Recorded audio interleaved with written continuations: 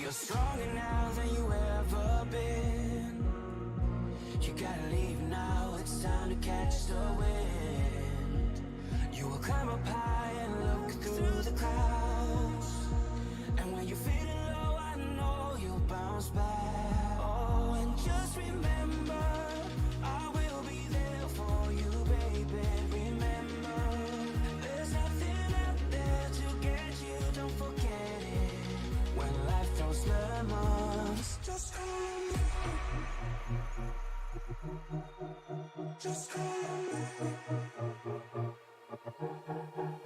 Just call me.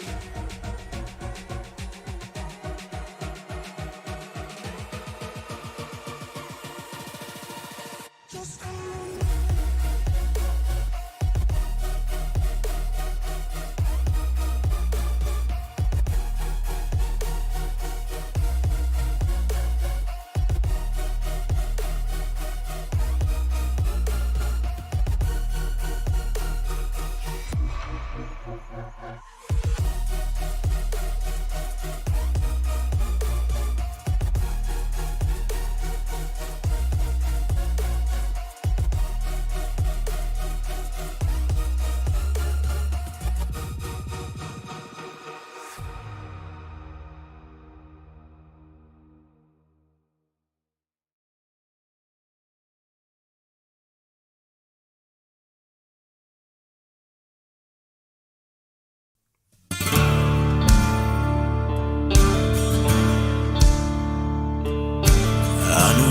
Just met, and you haven't got me quite figured out yet. I guess I'll save you some time. I got more than just one side. These worn out boots and these scarred up knuckles are from too much fun and from too much trouble.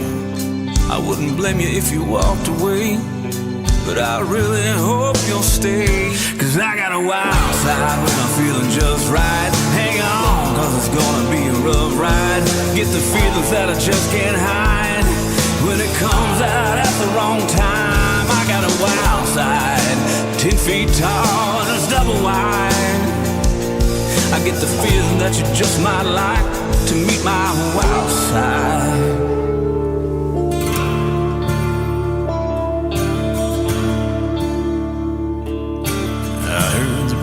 Words, I put God and family first, but sometimes turning that other cheek, it's just too much for me. I know what you think you see when you're staring right through me. You might get a surprise, cause I've got another side. I got a wild side when I'm feeling just right. Hang on, cause it's gonna be a rough ride. Get the feelings that I just can't hide.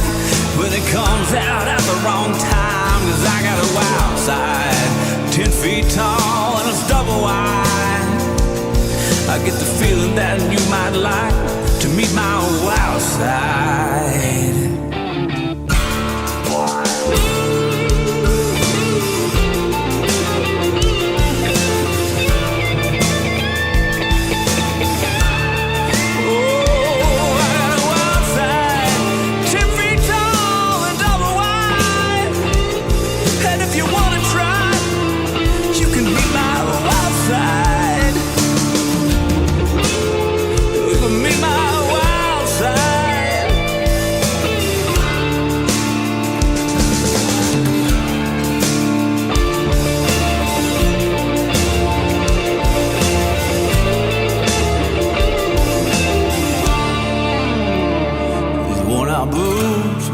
up knuckles. I'm from too much fun and from too much trouble.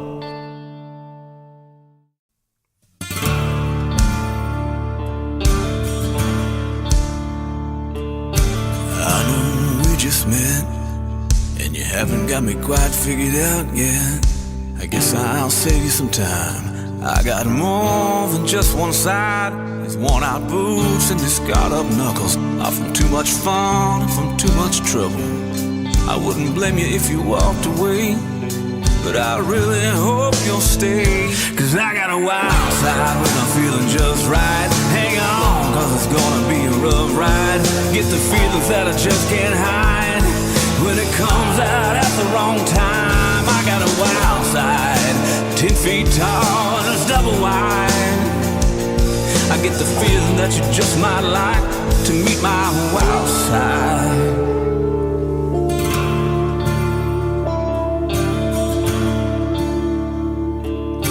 I heard the preacher's words, I put God and family first, but sometimes turning that other cheek, it's just too much for me.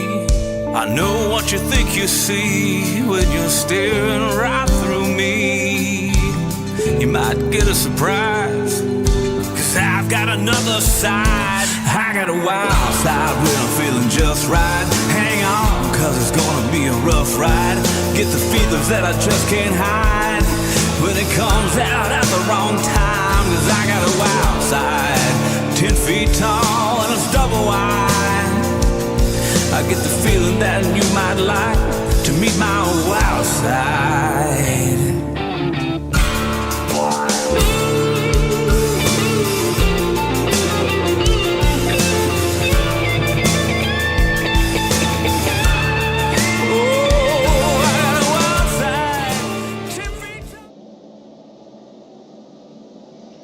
Welcome to Darlington, South Carolina, and the iSNF NextGen Cup Series as we come to the Southern 500 this evening. Happy Labor Day weekend, folks.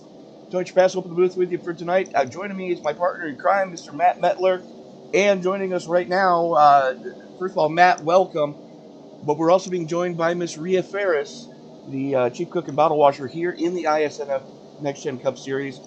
And Rhea, I know you're a busy lady, but if somebody wants to get involved with this league, how do they go about doing that?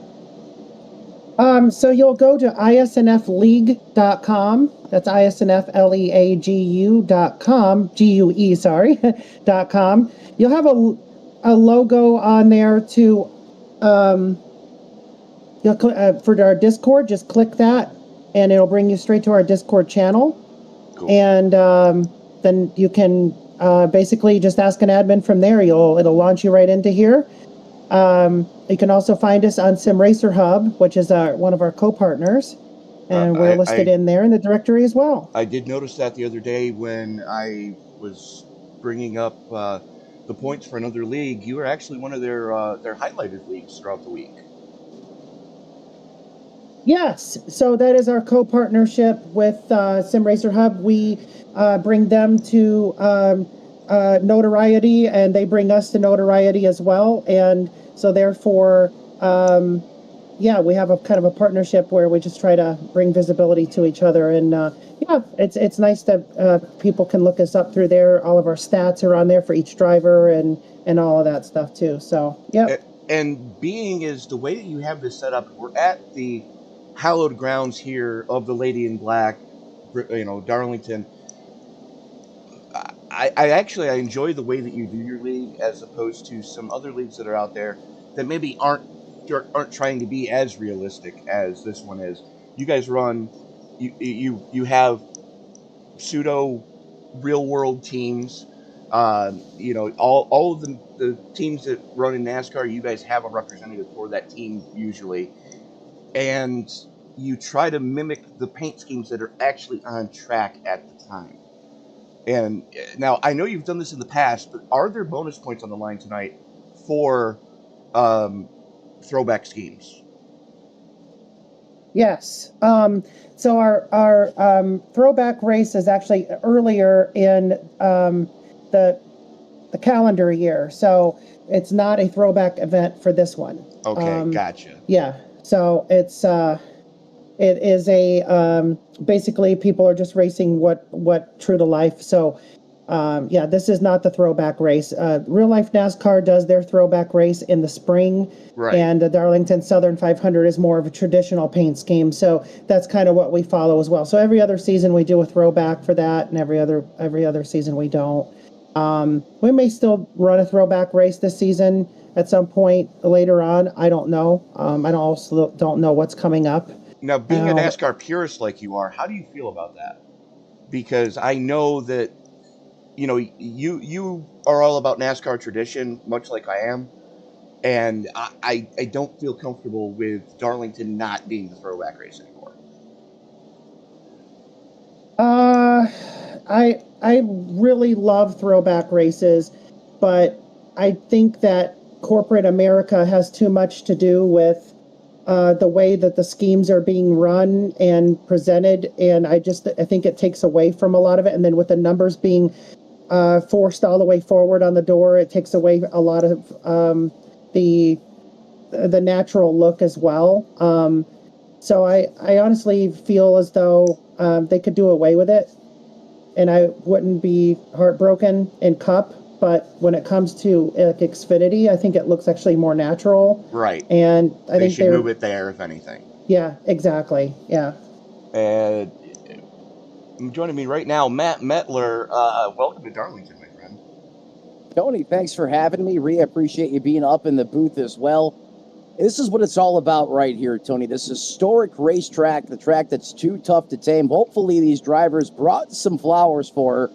If not, hopefully Lady Luck is on your side, because if not, it could be for a really long evening here, as Darlington stripes should be handed out aplenty. Absolutely. As we've got tonight's point standings up on the board, Alex Rilson still in the catbird seat. 259 points over Josh Grosso's 222. And then things get real tight. Holy crap, Matt. From 2nd to 10th, throw a blanket over those guys. Yeah, like you said, Tony, throw a blanket over these guys. This is where the dogfight is at in this area of the points currently right now, with throughout the Cup Series of iSNF. And look at the names that we have, you know, as you mentioned, in this, you know, just inside the top 10 in points. You got some big name drivers here. Some of these guys only a couple of points apart. If Darlington plays out like Darlington, we could have a big shake up here when all's said and done. I believe, Rhea, you can correct me if I'm wrong on this one, but we've got 3 past champions in the top 10 still.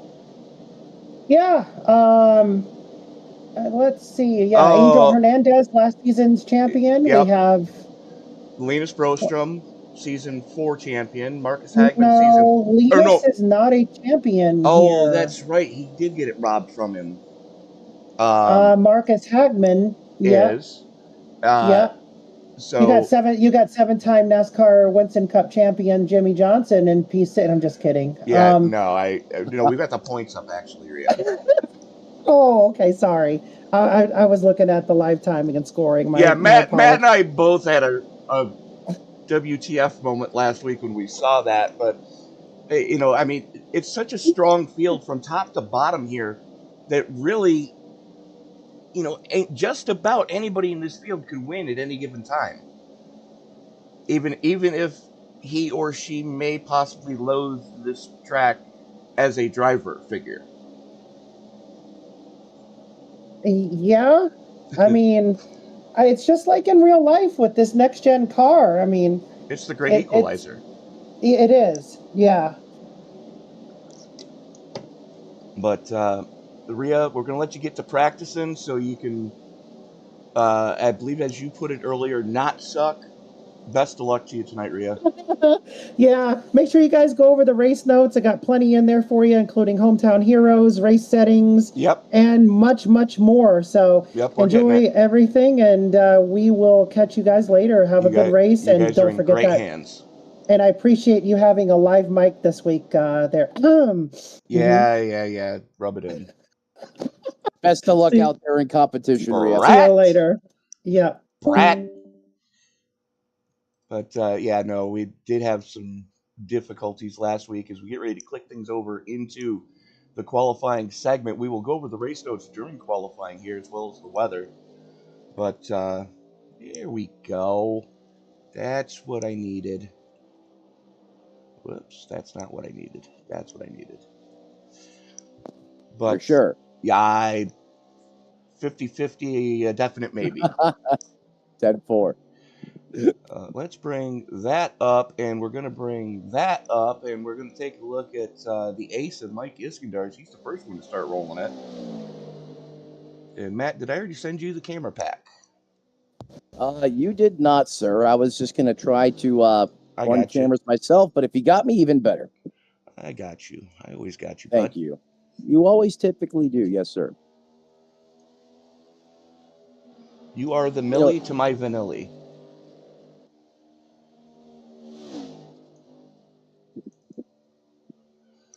You are my vanilla ice to ninja rap.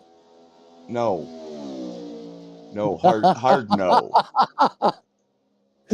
I want nothing to do with Mr. Robert Van Winkle.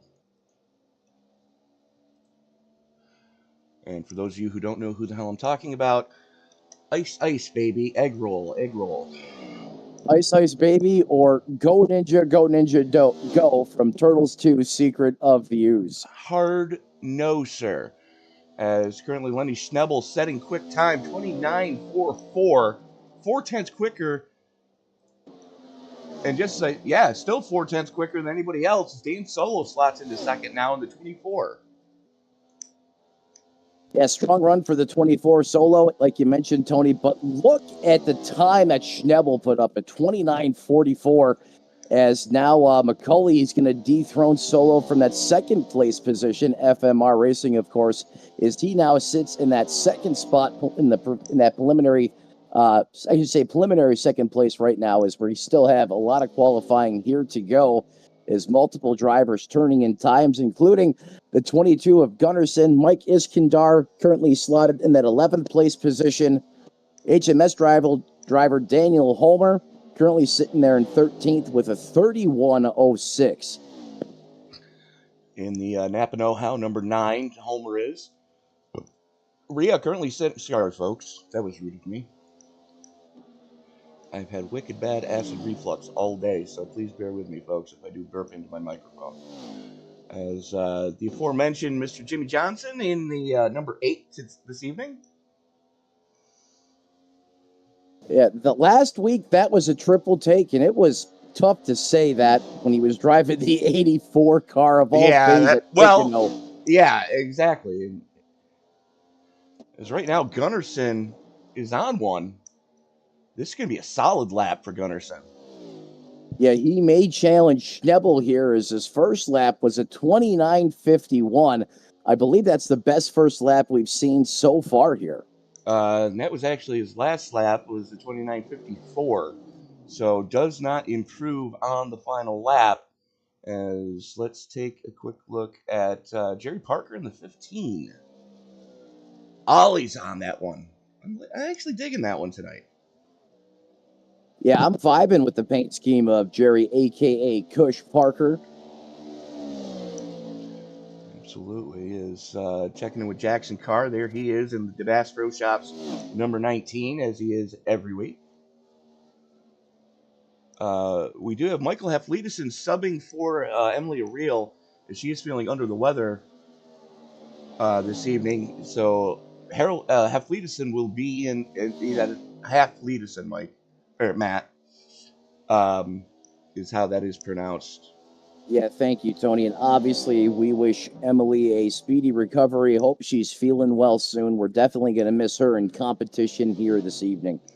Very much so. As there's been a bug going around, and I believe Emily now has it. It's been making its way through the iSNF garage area, which is kind of weird that drivers in a virtual league are getting sick off each other. Justin Barkley in the 31 there. Jack Yegerman, one of the most historied number combinations here for Legacy Motor Club in the 43 tonight. as qualifying now done and dusted. Yeah, qualifying done and dusted. And no surprise, Tony, with that blistering lap, Schneffel's going to have the pole here. Lady in Black in the 47. Quick time on the board. Coming in at that 29.442. And it's an all-international affair at the front of this field. Tony Schnebel out of Germany coming home with the quick time award tonight, 29.442. 64 thousandths better than our points leader Gunnarsson. That's impressive. Angel Hernandez sitting in third, Jared McCulley starting fourth, Linus Broström and Jeff Weimer making up row number 3. Row 4 is going to go to Danny Solo and Ken Tier, Jack Ackerman and Jimmy Johnson rolling it from row number 5, Charles Robertson the third, and Brian Chu rolling it from row number 6. In row number 7 goes to Justin Barkley and Matty Forns. Matt? 15th going to roll off here. Marcus Hagman outside of him. William Britton in the 51. 17th belongs to Joshua Grosso. Outside of him in the 10, Christian, one of my favorites, Delgado in 18th. 19th, the SHR driver, Mr. Schmidt in the 14th. Outside of him, Michael Ishkinder in the 1. That's running out your top 20. 21st from WBR Racing, that is going to be Smith in the 21 ride. And outside of him in the 9, that is going to be for the Scandinavian Homer. 23rd is going to be, I believe that's James Boyer in the 17. And Jason outside, Brewer. Thank you, Tony. I appreciate that. Starting 24th, HMFIC of the lead from Arctic Motorsports. Rhea Ferris going to roll off 24th. There you go. Thank you, Tony. I appreciate that. 25th, that's going to be the 99 of Michael Halfordson. I hope I said that right. Halfleidison. Halfleidison, thank you. Tony, 26 belongs to Jackson Carr in the 19 ride. 27th, that's going to be Jerry Parker in the 15. Rolling off 28th, that's going to be Joey Maines in the 42. This is just inside the top 30. That's going to be Eduardo Carpaccio in the 16th. Rolling off 30, myself having start and park duty. Matt Metler in the number 4. 31st belongs to FMR's Paul Wilson. 32nd, that is going to be Lazo out of Central Eastern Europe Division in the 77. 33rd, that's going to be Casey Tomlinson in the 7. Look for him to come towards the front. And rounding out the 34 drivers, that's going to be Bob Wyckoff in that 78, Tony Trapasso. Well, Matt, we'll let you get onto the grid yourself as we get ready. We have almost everybody so far. Just waiting on a few stragglers to grid up, as there is your points leader as Matt now gets onto the grid. Yes, sir. We're doing that right now as we speak.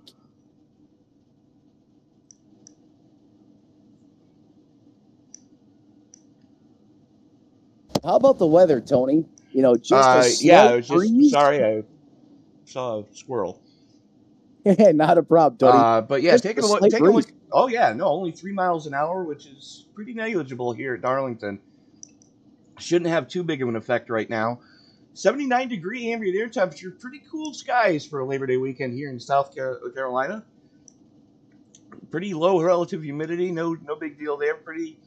The barometric pressure has me a little bit worried, so these engines aren't going to be making all the horsepurs tonight.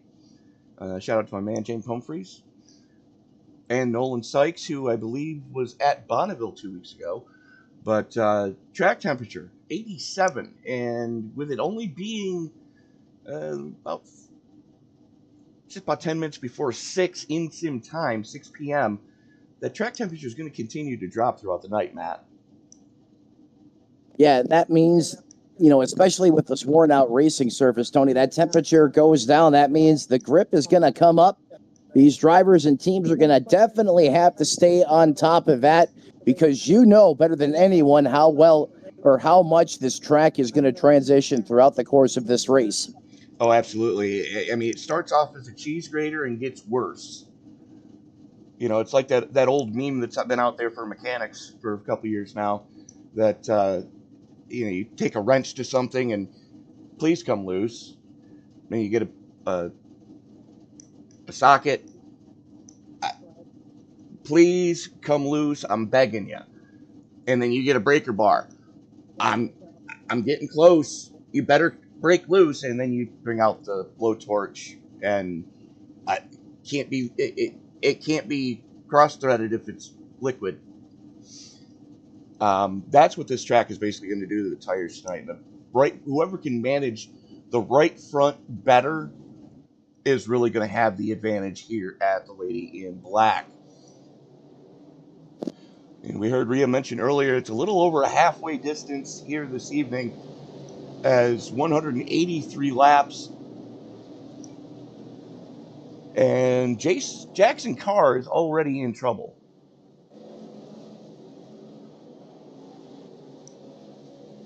Apparently, Dan Holmer just jumped to the pits. That's not good. So Holmer and Hagman are both going to pit start this one, as is Kenneth Tier, as the field works its way down the backstretch here. Gunnarsson going to start outside of Schnebel here. Thank you so much for making us part of your Saturday evenings. You're watching the iSNF Cup Series here on the Sim Racing Media. George Pascal, Matt Medler in the booth with you for this one. As the field comes off of turn number 4, the only thing left for me to say is it's time to wipe the visor and adjust the 5-point harness. Grandma, grab some more barbecue. It's time to get it on in Darlington. Race fans, it's showtime! As the green flag comes out, Schnebel drops the hammer, and we are underway on lap number 1 of 183. A little bit of beating and banging going on back here just inside the top 10. Is some shuffling going on for sure. Schnebel continues to show the way right now. Gunnarsson right there with him as we're side by side for third. That's Hernandez on the top shelf, and we've got one spinning here on the start apparently. We stay green though. Lap 1 now in the books. Yeah, Tony, that was Harry right there. That spin right in front of me, was barely able to get on the binders in time. I thought I was going to have to tow it back to pit road versus get under there or get there under my own power. That was certainly a moment. Well, let's go back and take a look at what did happen at the drop of the green. Keep your eye on the number 4 Mobile 1 ride. Starting right next to the boss lady, I see. As they're coming out of 4 now, so keep your eye on what Matt saw.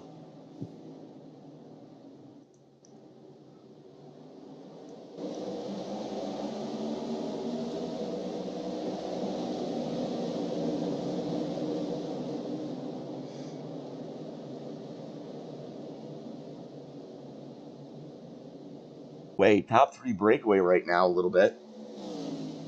As you do have some separation between and caution out on the racetrack, Tony. Crud.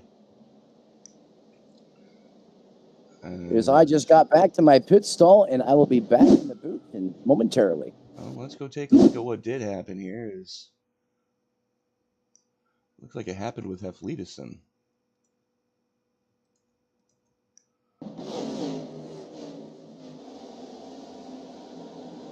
Oh! Same thing we saw last night more than once. Ouch! You know, so unfortunate for Heflidison, Tony. He's had a great opportunity here subbing for Emily. And the Lady in Black decides to bite the 9 corners, not so much down the straights. Laszlo really would know where to go on that one.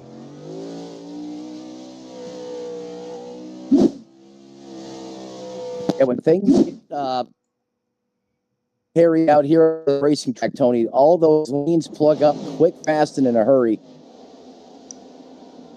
And there you see it. Heflidison just lost it on cold tires coming off of 2. I mean, he knows that this is his best chance to pass. It's coming on a restart. But, yeah, unfortunately, that made that whole team's night a whole lot longer and a lot less cool. Yeah, 183 laps, Tony. You're right. The restart, that's prime time opportunity here for passing. However, start of the race, as you mentioned, those tires are cold. Mm-hmm. And the track's cold, too. I mean, yeah, Right. let's bring up our track temperature right now. Is there you see it? I mean, we've already dropped 2 degrees since qualifying, as we're just a little past 6 p.m. in sim time. Thank you so much for making this part of your Saturday evening. You're watching the iSNF NextGen Cup Series here on Sim Racing Media. He's Matt Metler. I'm Tony Trapasso. And you folks are awesome for tuning in on a Labor Day weekend here on YouTube. Lenny Schnebel has led every lap so far after setting quick time in qualifying. And there is the man from Iceland. Iceland? I believe that's Iceland, Germany. I know I'm butchering that, so if anybody knows the correct pronunciation of that and you're in the live chat, let us know and make fun of Tony's horrible pronunciation of last names that aren't Swedish. Well, Tony, I give it an A for effort in your department. But Schnebel, also a real-life racer, good big-time kart racer. I hear he's quite well. Yeah, placed pretty high up in the... well. I believe he placed pretty decent in the Worlds last year. Yeah, so this guy knows how to get it done on the track and in the virtual world as well, as he's currently showing off here so far through 8 laps of competition. And Matt, how many times have we seen it already this season that somebody races karts in the real world and for some reason it transfers over so well to the sim world? To iRacing especially. Yeah, we see that a lot in a lot of different leagues. It's not a fluke. There's definitely there's a correlation there. I agree 100%. Absolutely. Is currently your biggest mover is going to be back there in 13th. That's Jackson Carr in the 19, the Bass Pro Shops Toyota Camry tonight. Already has 2 wins in his short career with only 17 starts. Currently plus 13. By far your biggest mover in the positive direction. As the pace car is getting ready to peel it on off, Matt, take us back to green, will you? You got it, brother. Pace car is going to make that hard turn down pit road. That's going to give Schnebel in the 47, Gunnarsson in the 22 on the outside. Everyone re-racked, restacked as we look to go back. Green flag racing here at the Lady in Black. Gunnarsson and Schnebel, they're going to mash the loud pedal. What a beautiful restart there by the 47 as all of these V8s come roaring back to life, going through the turns 1 and 2 complex once again here, back under green flag action. And there is the 8 of Jimmy Johnson. No, not that Jimmy Johnson. This Jimmy Johnson. This Jimmy Johnson is working on the outside of Angel Hernandez right now and eats the wall going into 3. Yeah, that's all a part of the. That's not a part of the experience. Someone got dumped. Weimer. Oh, it's the 51.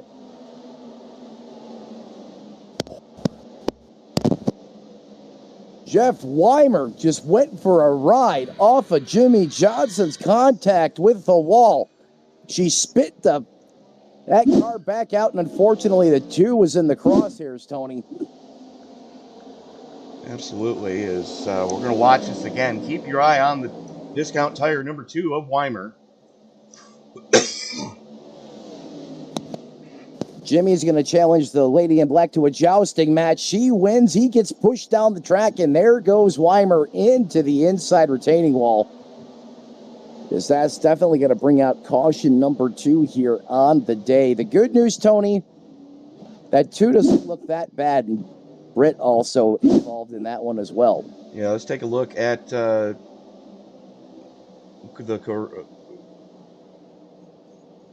I can't pronounce American city names apparently either. Oregon native.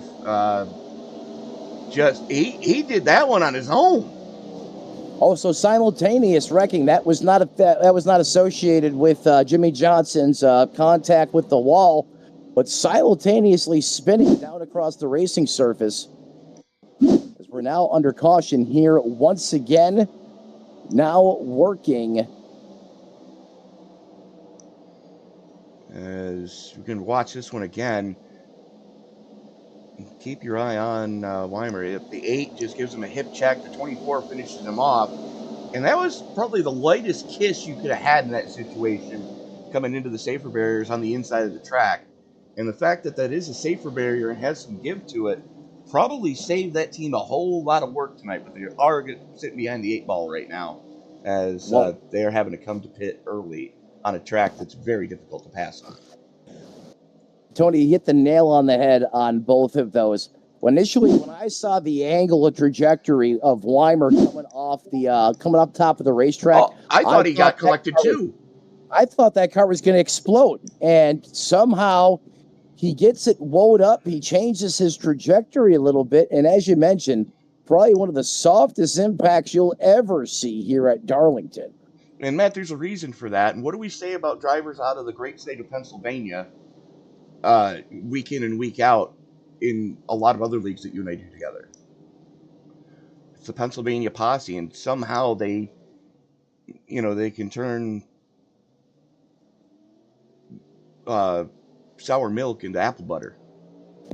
Yeah, crashing with style. Well, no, they try to lessen the effect of a crash, probably because Pennsylvania's roads suck.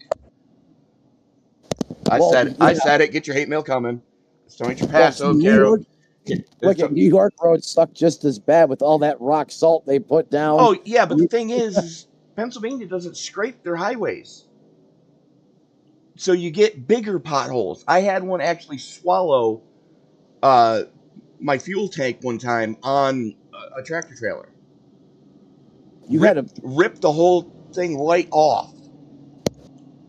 Because I went down into it and it hit the edge. It caught the edge on the tank and just ripped the tank right off.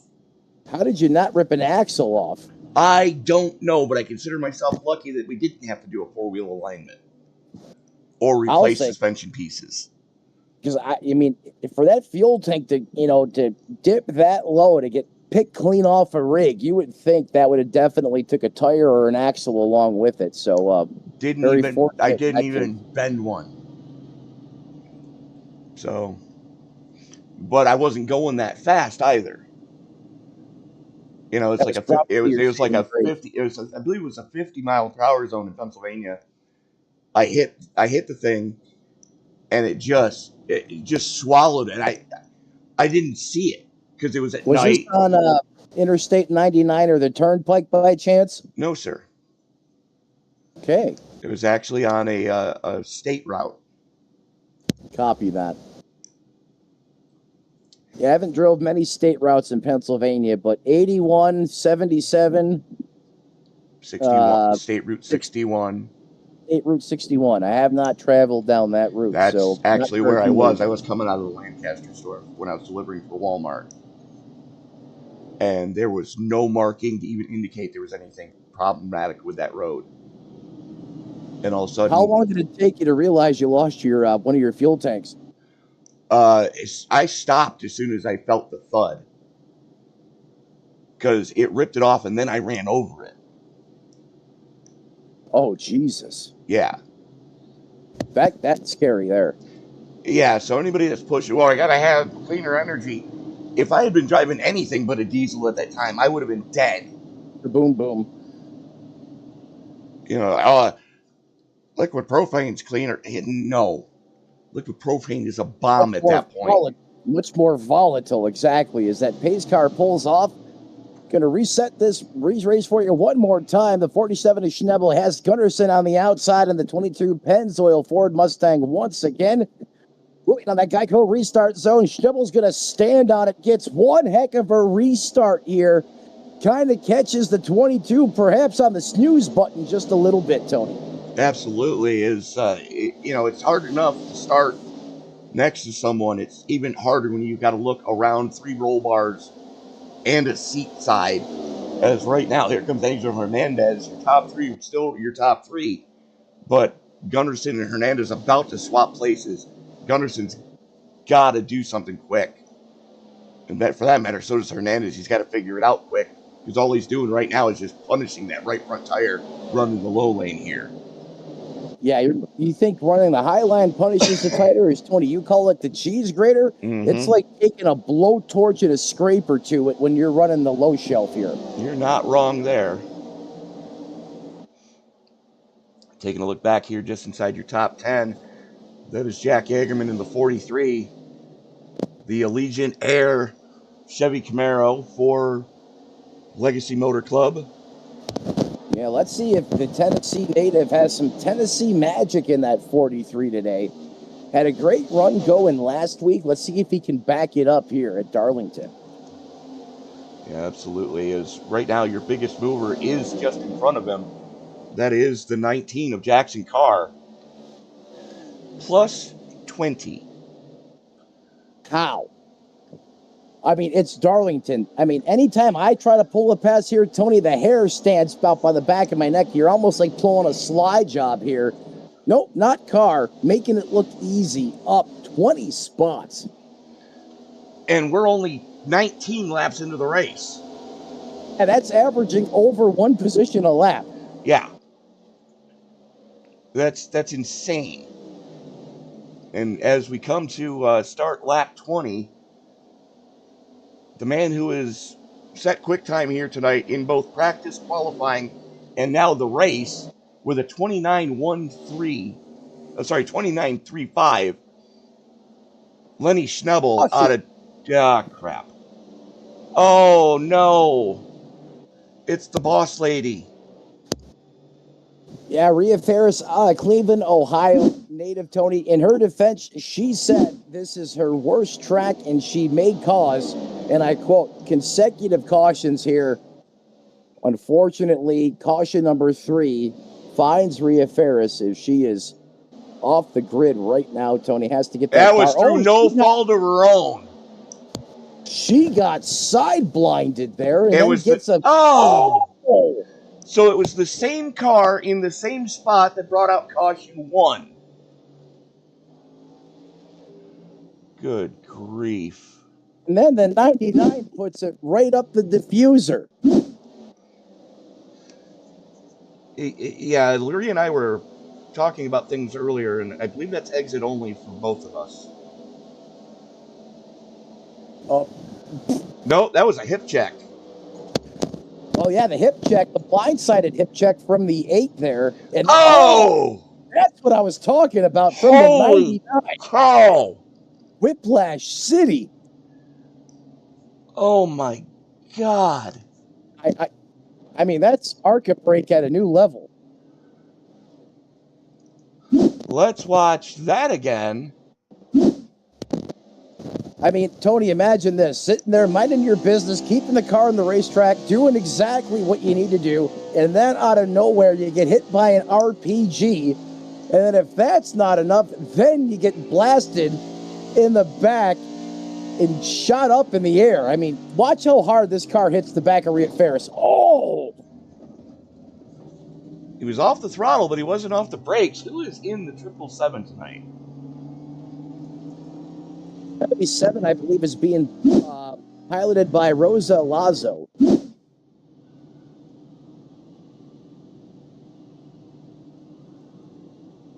Yeah, that is Lazo, currently being scored in that 32nd position, Tony. No, that's not the car.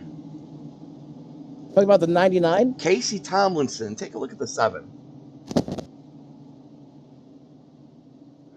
That is a throwback scheme to a Grand Ole Opry member. I'm glad you knew that, Tony, because my Grand Ole Opry knowledge isn't that great. Liking the stack and pennies paint scheme on there, though. 777s on the side.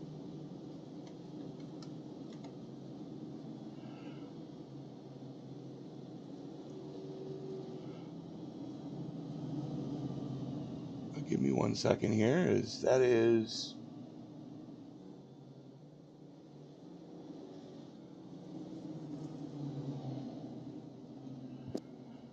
oh, I got this.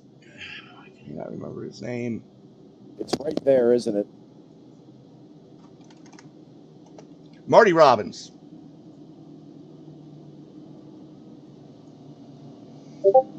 Casey bringing a tribute car out for Marty Robbins tonight. Would race at the Grand Old Opera, or would race at the Grand Old Opera. Well, technically, he would race at the Nashville Fairgrounds in a super late model, and then drive the car to the Opry from the track. Now that's dedication right there. To be one of the last acts on every Saturday night. That's impressive, and he did have a cup start. Well, you know who's else has been impressive through 24 laps of competition? Schnebel has been the man with the plan. Well, he's been getting the greatest restarts I've ever seen out of anybody in this league. Well, at any track.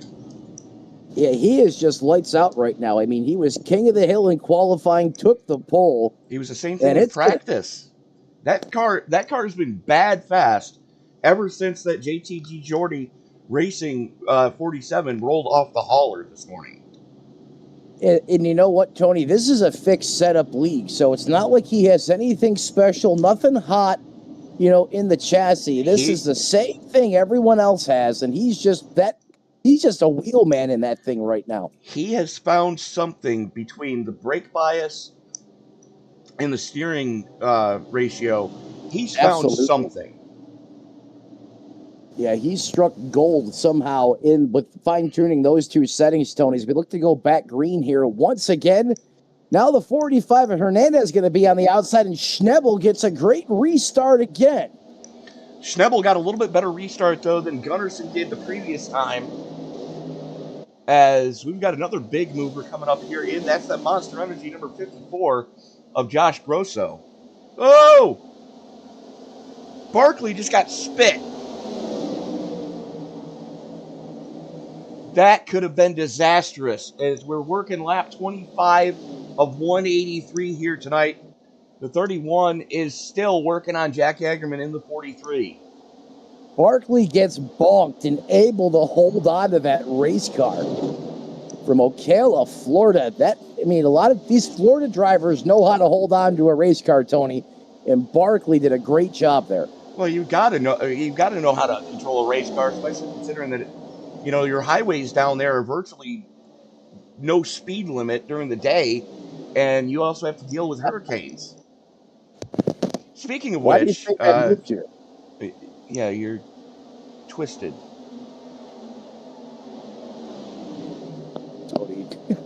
Angel Hernandez still giving pressure to Lenny Schnebel.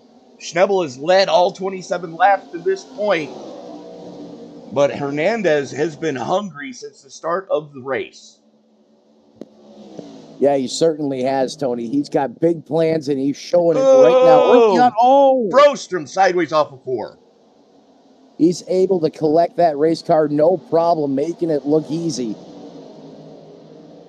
But that just goes to show you how quick, fast, in a hurry the good in these good years are getting used up out there on this old, worn-out racing surface. As we're checking in for 15th, 16th, 17th, 18th, and 19th for that matter. As there is Eduardo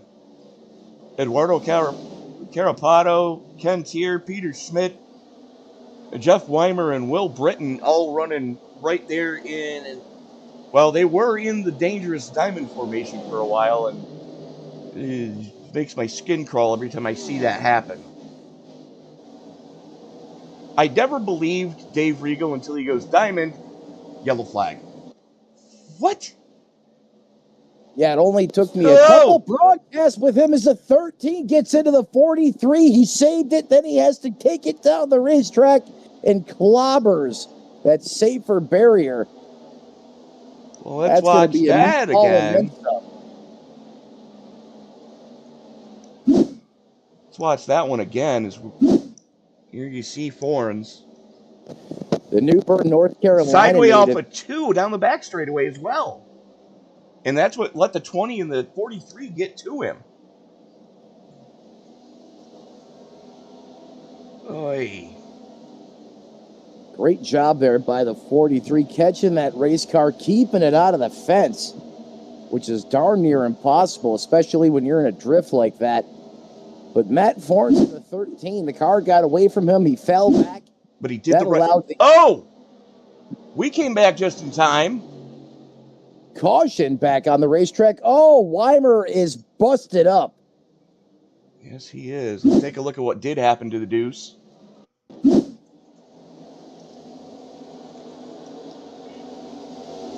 As he is in an angry hornet's nest right now with the 14 of Schmidt and the 51.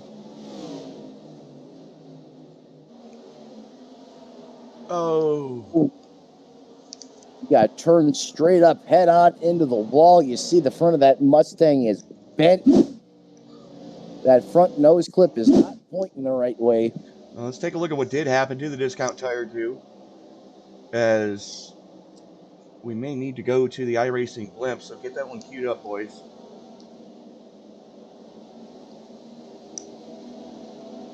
Oh, just catches the 14.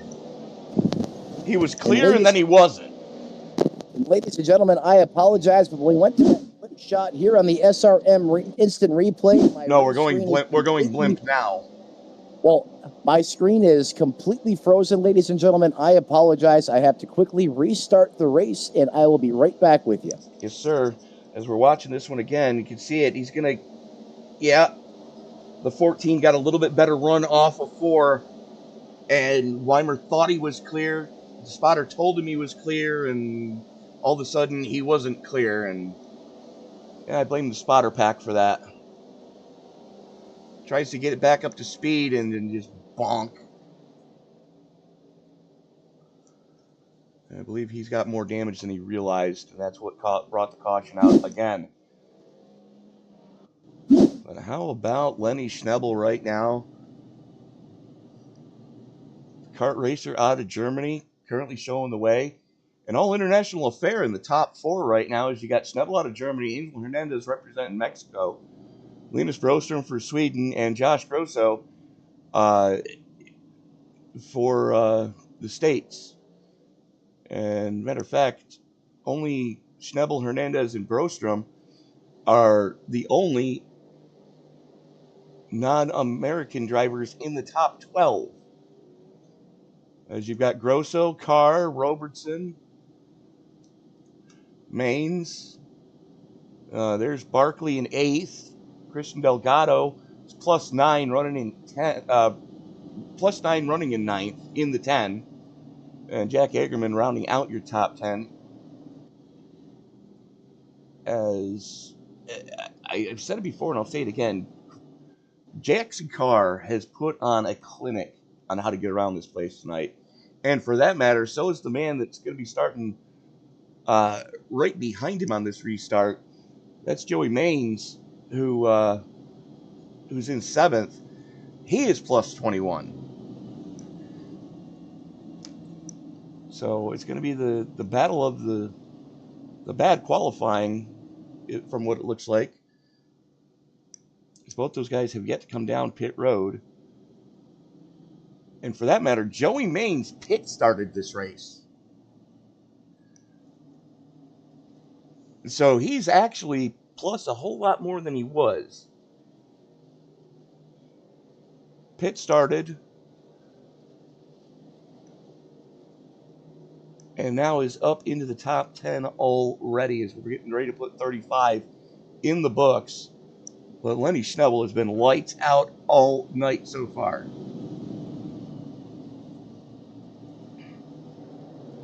Kart racer out of Germany has led all 35 laps so far this evening. As we get ready to turn them back loose, lights are out on the Ford Mustang GT500 pace car, the official pace car of iRacing. Thank you so much for making this part of your Saturday evening. As Kobe checking in. Yes, Jalen does race here, but not on a regular basis. He is a sub this season. Willie B checking in. Peace, love, and bacon. Absolutely, my brother.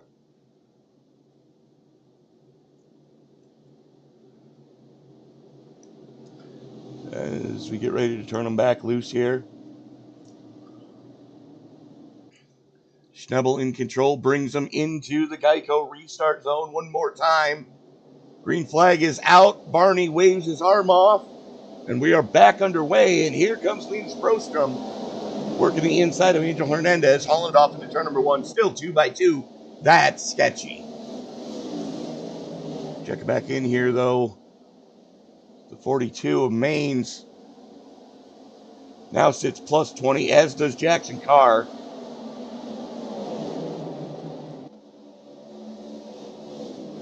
Carr gets backed by Justin Barkley. Oh, battle for second. Hernandez was thinking about it. Couldn't lay the power in as effectively as Brostrom could from the high line. And that's something we're going to see all night long. You've got to run the high line if you're going to be fast. Oh, no. Linus Brostrom just had the save of the night right there. Well, we are back under caution, and I don't have it.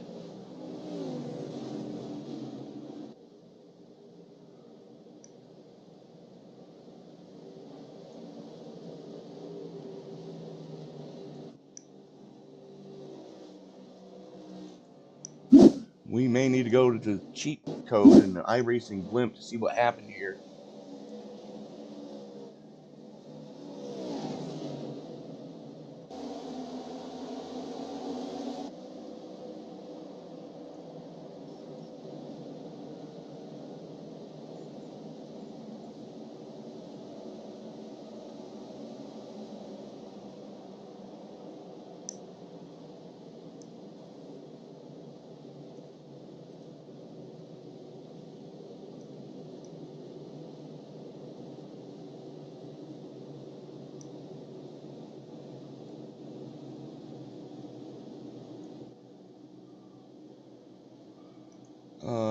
I'm thinking something around the boss lady took place.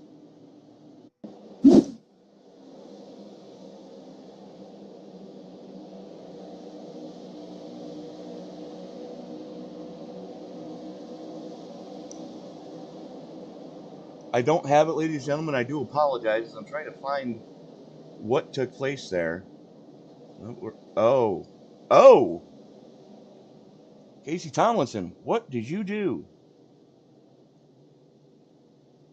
Yeah, I'll say Tony. Well, let's go back and see what did happen with the 7 here. And there you see the Stack and Pennies 777 here tonight. Marty Robbins tribute out of the man out of Colonial Heights, Virginia. One of the OGs in this league, as Rhea likes to refer to him. And up. That'll do it. Yeah, you get knocked around like a frickin' pinball. Pinball. Good grief. Let's watch that one more time. It's like a 1-2 whack-a-mole. Pretty much. So the 14's just going to get into him going into 1 is what it looked like.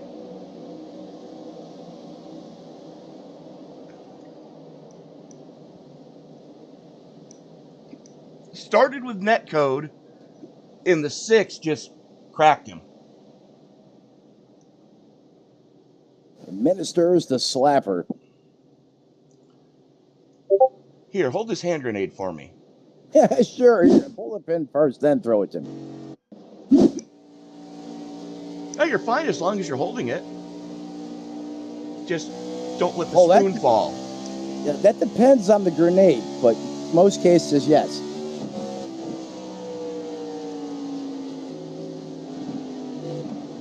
Macaulay was trying to stay off of it, so we can't really put that on the 6. It was the fact that the 14 and him were going into the corner, and I mean, Matt, let's watch that again from the 6 of Macaulay. I could have wheeled my fat crippled ass between those 2 cars. Yeah, you could have definitely possibly fit a school bus in between there. And you're right, Macaulay was doing everything he could to stay off of that race car. And he's off the throttle, still off the throttle, still off the throttle, and there was daylight when the 7 shot up the track and caught the wall. That's just a Darlington deal there, Tony. That's what the lady in black does. Oh, yeah. Yep, every lap here is pretty much hold this hand grenade for me. Play hot potato with a hand grenade, folks. It's a great time.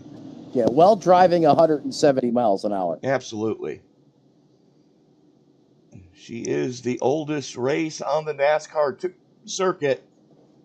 The Southern 500 was around before NASCAR, and I have a feeling it's going to be around long after as well. Yep. So I believe this track was constructed back in the late 40s, correct, Tony? I don't know. Let me look.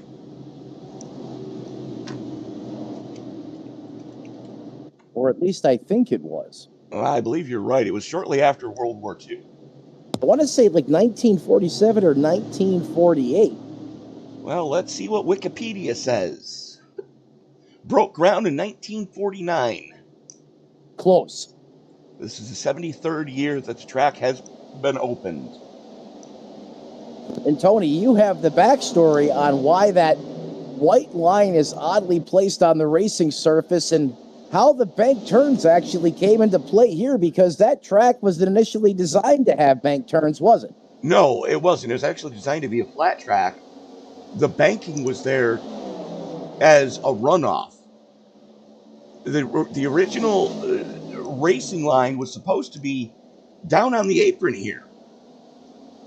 But drivers being drivers and racers being racers, it took the drivers about a half a practice session and a mistake, or what they thought was a mistake,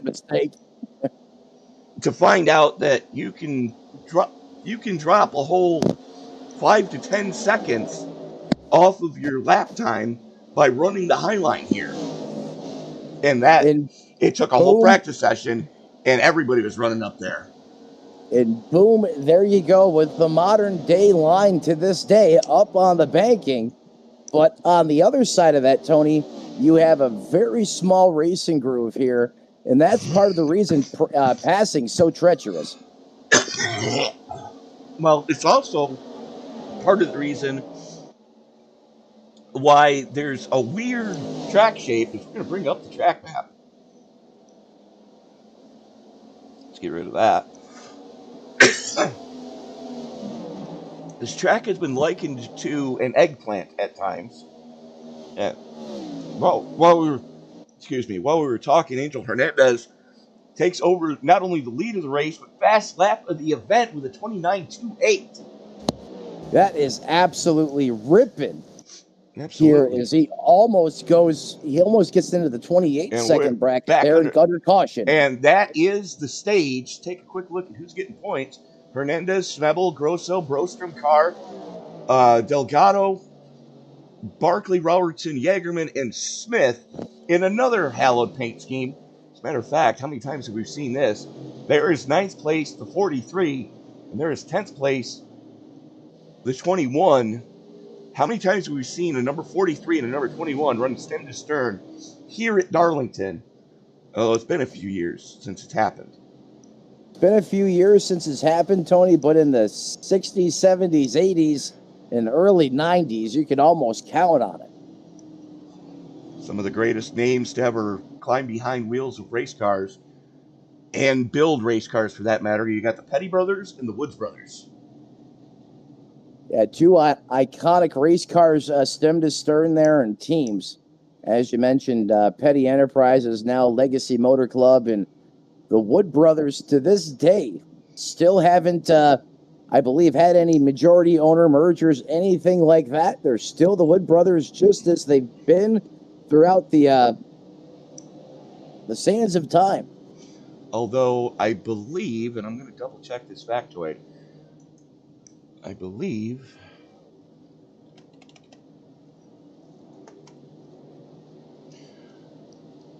did we not lose one of the Wood brothers? Leonard, correct? I'm looking now. I may be wrong, but Yes, we lost Glenn. Glenn, okay, thank you, Tony. So right now it's being owned by Eddie Wood, Leonard Wood, and the estate of Glenwood. So the same drivers and gentlemen that founded this team, minus the late Glenwood, but as you mentioned, his estate, and that's how it's been for 40 years plus, Tony. And you know, I'm looking on the Wood Brothers Wikipedia page right now, and Matt, I didn't know this. They started in 1953. They finished 11th at Martinsville in what is now the Cup Series. And as good as they were, and as many of Daytona 500s as they've won, they do not have a Cup championship for the team.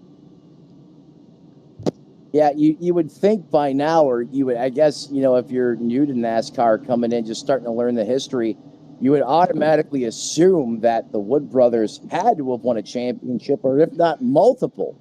Now, they've won multiple Daytona 500s. The most exciting one, in my opinion, the 2011 version with Trevor Bayne.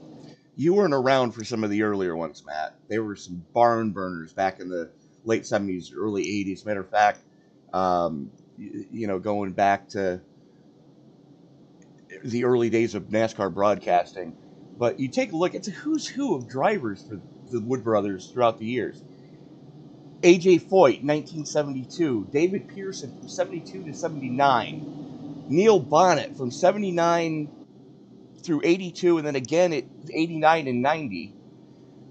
Buddy Baker, 83 through 84. Bobby Rahal in 84. Bobby Rahal? Bobby Rahal made a one start for them. I believe it was the Daytona 500 of 84 for Rahal, who at that time had just won the 83 Indy 500. Looking to get the double up there. Kyle Petty drove for them. That had to have put his old man's nose out of joint.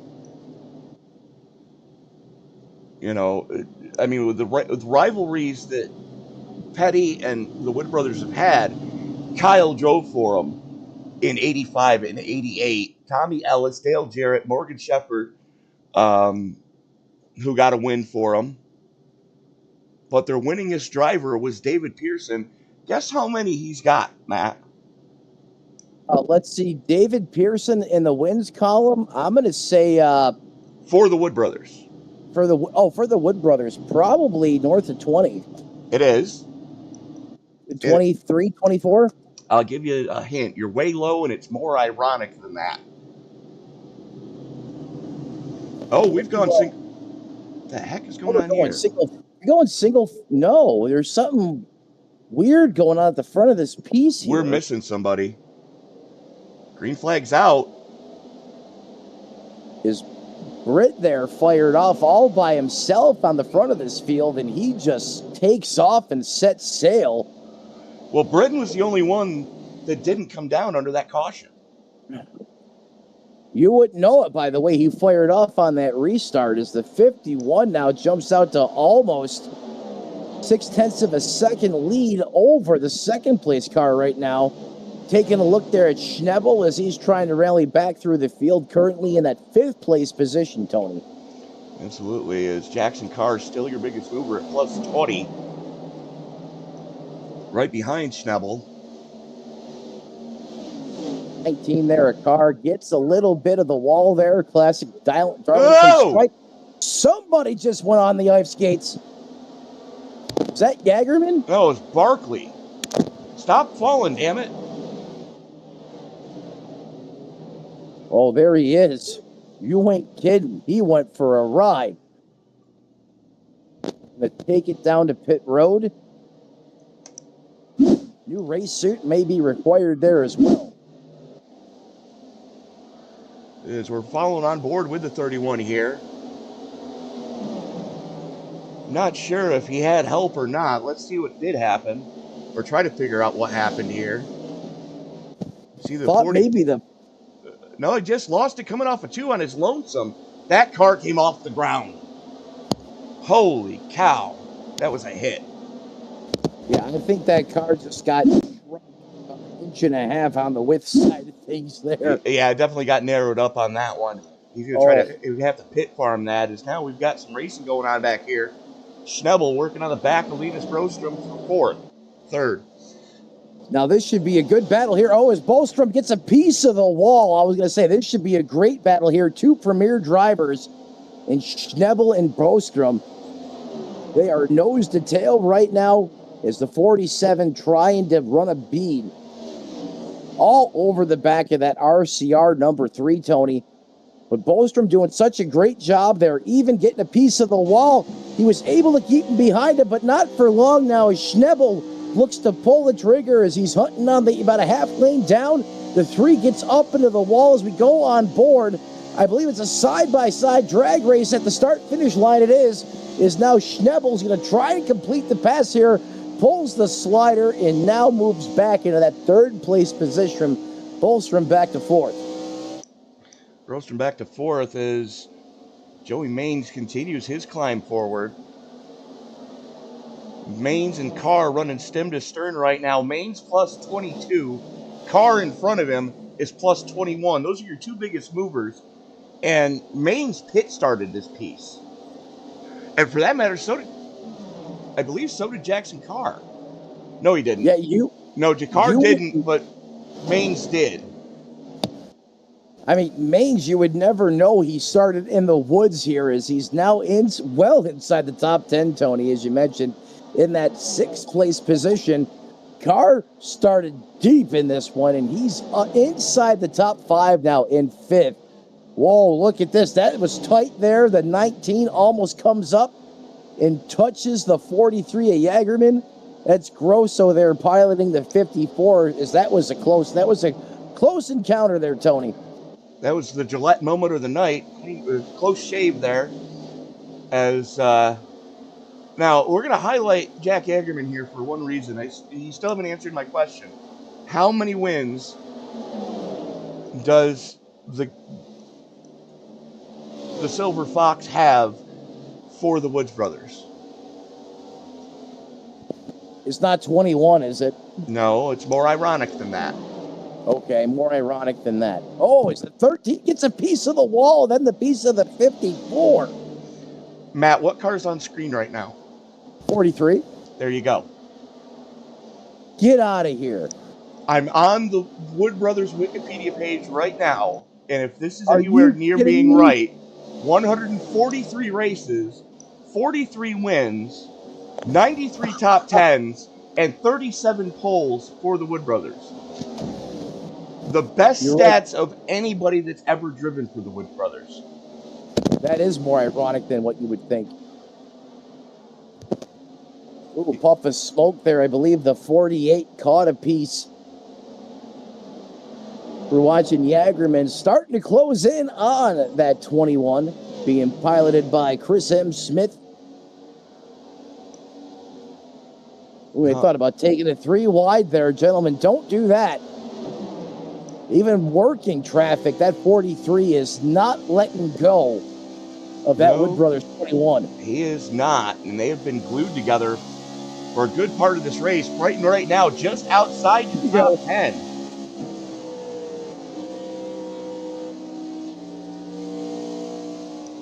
Smith wisely lets the 43 go here. Live to fight another day. We're only currently working lap 61 of the scheduled distance, 183 laps here from Darlington, South Carolina. And giving you a little bit more Wood Brothers history right now, the brother of ISNF's own Hermie Sadler, Mr. Elliott Sadler, drove for them in 99 through 2002. He also had some vicious crashes over that time period. Yeah, he did, and that's probably one of the reasons why he's not an active driver anymore. But,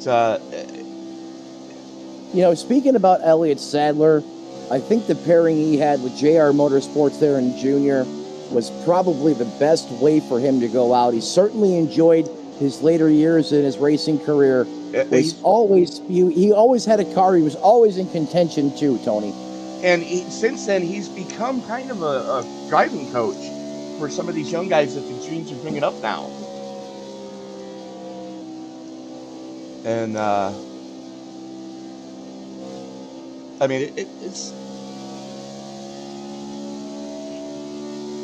some of the all-time greats drove for them. Yeah, that's a great point, Tony. And they brought a couple of guys up out of what at the time it was the Nationwide Series, now the Xfinity Series, but former second-tier champion Jeff Green and Johnny Sauter out of the trucks. Both did one race for the Wood Brothers. Boris Said had one start for him in 07.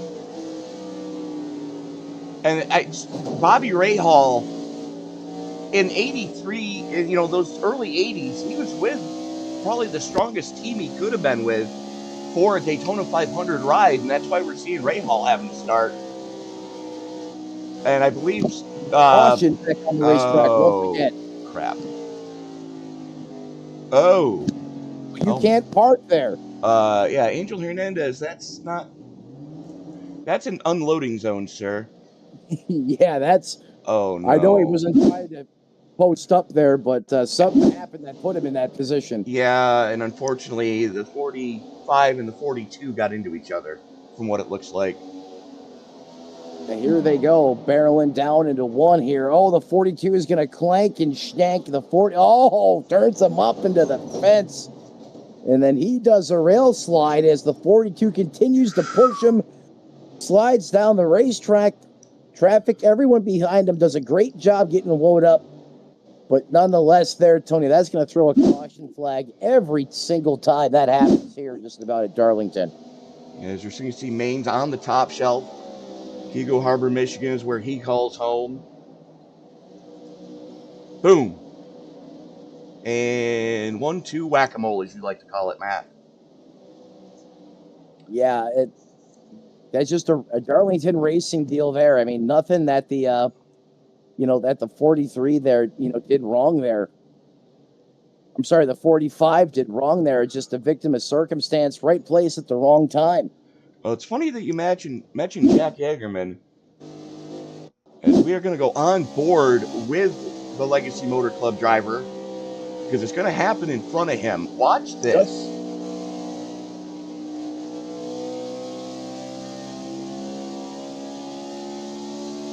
Here you see Maines bounces the wall there. Yagerman's off the trigger. Whoa, look out. Thread the needle. I bet you his eyes were bigger than silver dollars on that one, Tony. Yeah, absolutely, Matt. As we are going to go back to live action now.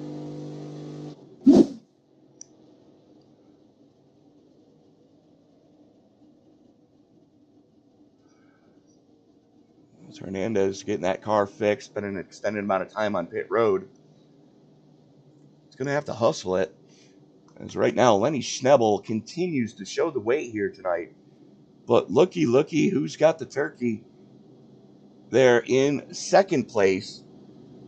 And look at the bottom right of your screen, folks. That's how many spots they've moved up or down since the qualifying. Jackson Carr, you're not seeing that wrong, folks. Carr is cranking these positions out like clockwork, Tony. How? That's what I'm scratching my head here. The car has found some magic in that 19. I mean, he drove it from the back in second place inside of 70 laps of competition against, some of the most fiercest competitors in iRacing, nonetheless. I mean, this is just absolutely mind-blowing. Now, here's the thing, Matt. Carr does have a win in the series. He does not have a one yet here this season at this track. Could this be the guy? Well, I believe you got some track facts for us, Matt. DMs. That's got all kinds of facts. Well, hit us with some, will you? Let's see. You mentioned some track facts, Tony. Let me go ahead, pull up the notes here. Let me see what we got for us. Provided by Rhea Ferris. As always, want to thank her for all the hard work she does week in and week out. So, hometown heroes here tonight, Tony. Charles Robertson from Knightsville, South Carolina. That's just up the road, about 20 miles, I believe, from this racetrack, this historic site. I think you're right. We average about 10 cautions here, counting stage breaks. We're trending a little bit above average right now. Lead changes, 13. We're trending a little behind there. I mean, Schnebel has been dominant, but Carr could be the kryptonite here. We'll have to see how this plays out, as now he is up in contention to challenge Schnebel in 5 different winners over 5 Cup Series events held. So some very interesting track facts here, Tony. You know, we want to talk about more about different drivers. Drivers locked in the playoffs right now with a win. You got Gunnarsson with 2, Arielson with 1, and then between Grosso, Robertson, and Maines, they all have 1 apiece right now. Jackson Carr, as you mentioned, though, looking to punch his ticket. We go back to green flag racing here once again. Schnebel jumps on the loud pedal, and we are back underway just that quick. As the 47 is doing what he's been doing most of tonight, and that's lead the way. Jackson Carr, though, right on him. Let's go on board with Carr, shall we? Oh, look at that, Tony. He comes up and gives Schnebel a donkey punch in the back of the car. Oh, my goodness. Carr does not want to wait. Did you just say donkey punch?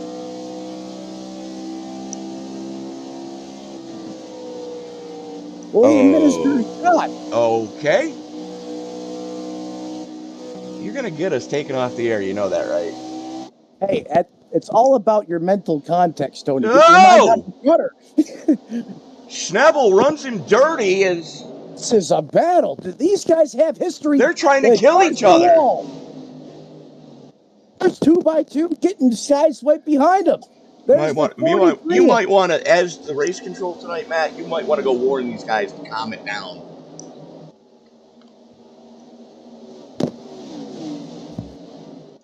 Fort, let me mute here and let me go jump on the... 21 gets spit down the track. 51 of Will Breton works by him.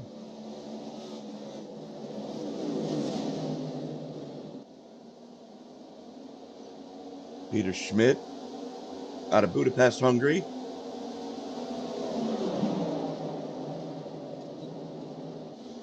Running with a few Swedes right now as he's got Broström, Haflidas, and Tier right there with him, as well as Eduardo Caraparo. I'm sorry, Ed. All right, Tony, I am back. I had to jump down to my car to go ahead and put that little warning out there to those drivers up front. As thrilling as it is, you can't be throwing shots at each other like that. The 16 just got turned. Is it going to bring out a caution? Not yet. I can feel something brewing, and I was watching them. Let's take a look at what did happen to Carapano here. You see the 16?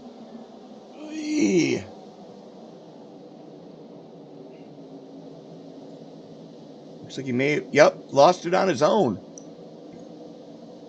Just a little too aggressive coming out of 4 on the loud pedal. Around goes the 16, but we stay green. Thank goodness. Stay green. Checking in with another guy that pit started here tonight. Marcus Hagman. Now out on the racetrack. Now caution out.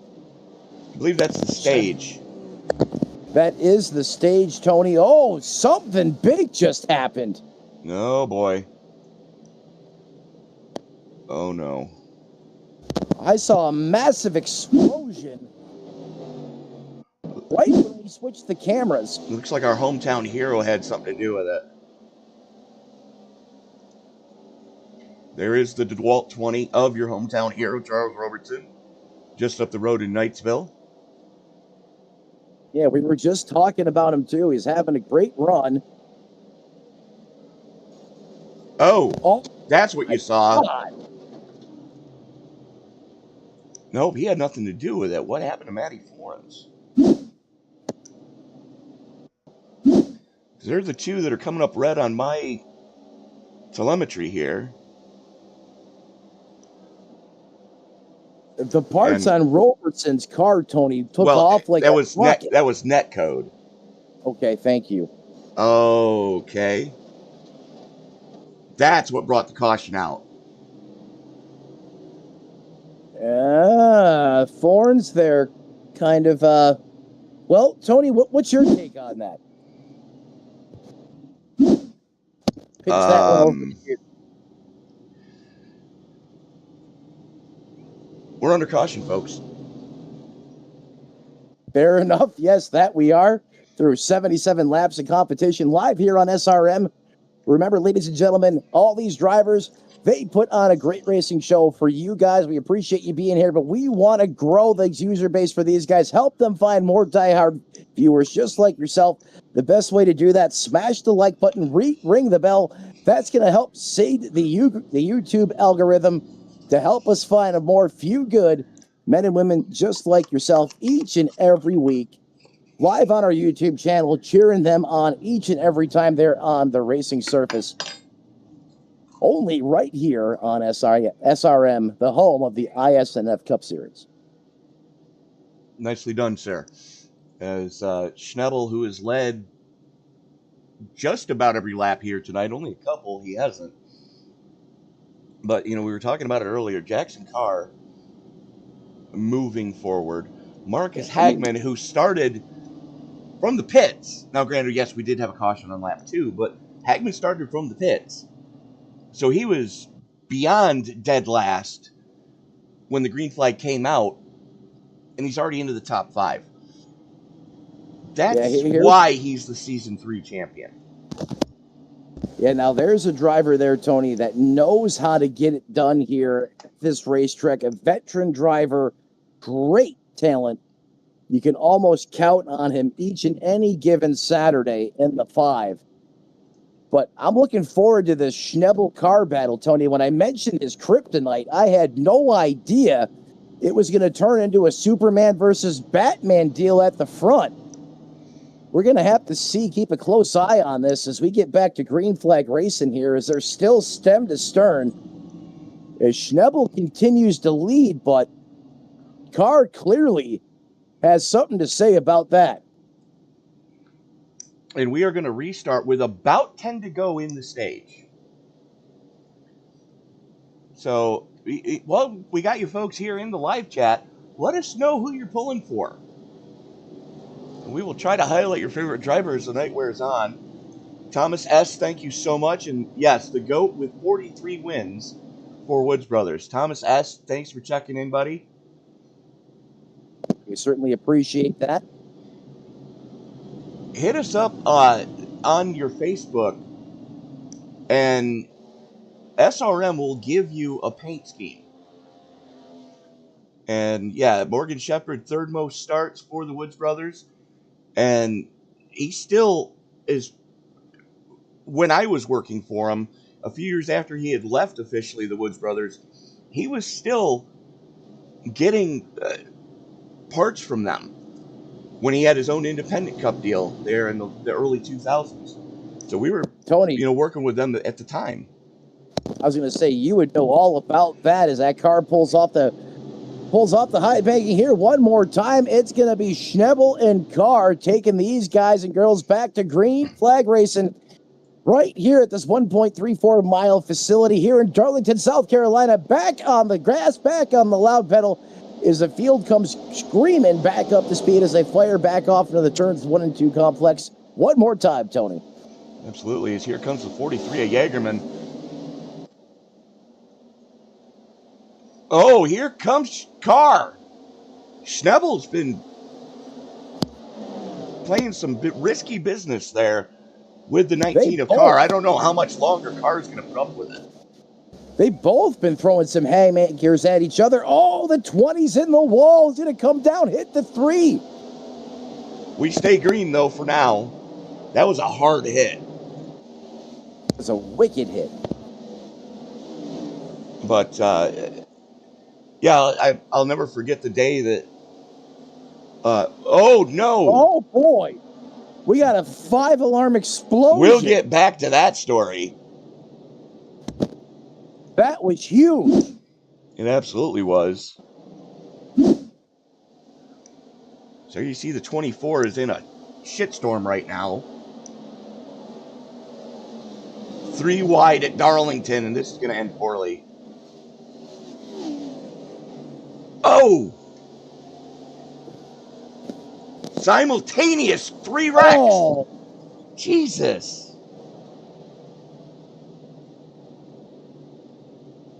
that's a 5 p.m. traffic jam around the 495 Washington, D.C. style. Hold the brakes, competitors. Come on, guys.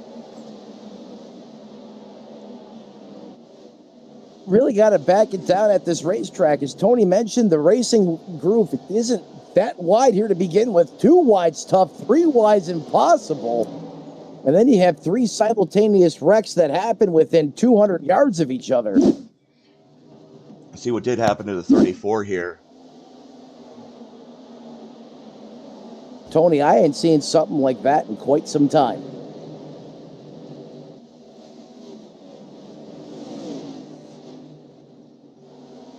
That was the 8 of Maine's eating the wall again. No, that was Johnson in the 8. Oh, the boss lady just got whacked. Yeah, some of these competitors are missing teeth, Tony, after that impact. Did you see the 16? Watch this. We're on board with Rhea Ferris.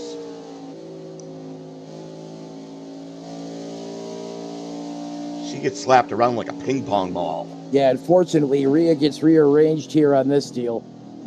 Oh! That's the sick Hold game. the brake, you asshole. I guarantee you that just came out of Rhea's mouth. That's why I said hold the brake, you know, when we first started covering this incident, Tony. But unfortunately, and Jason Bourne, the brakes were not applied, or there's something was broken where the car just had no stopping capabilities. That just rearranged Rhea Ferris's afternoon. And poor old Jason Bauer just come off pit road when it happened. So he's got to lock it down immediately. Carnage all over the place on that one. Sheepers. Big hits, high impact, and big profile drivers involved. God.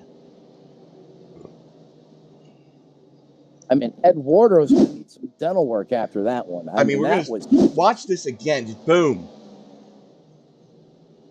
Bang, bang, good night. Take your bang, bang shrimp and go to the bang, bang hotel. That didn't sound right. I'm sorry, folks. That went absolutely nowhere near what I was intending for. I am so sorry about that, ladies and gentlemen. That's not what I meant.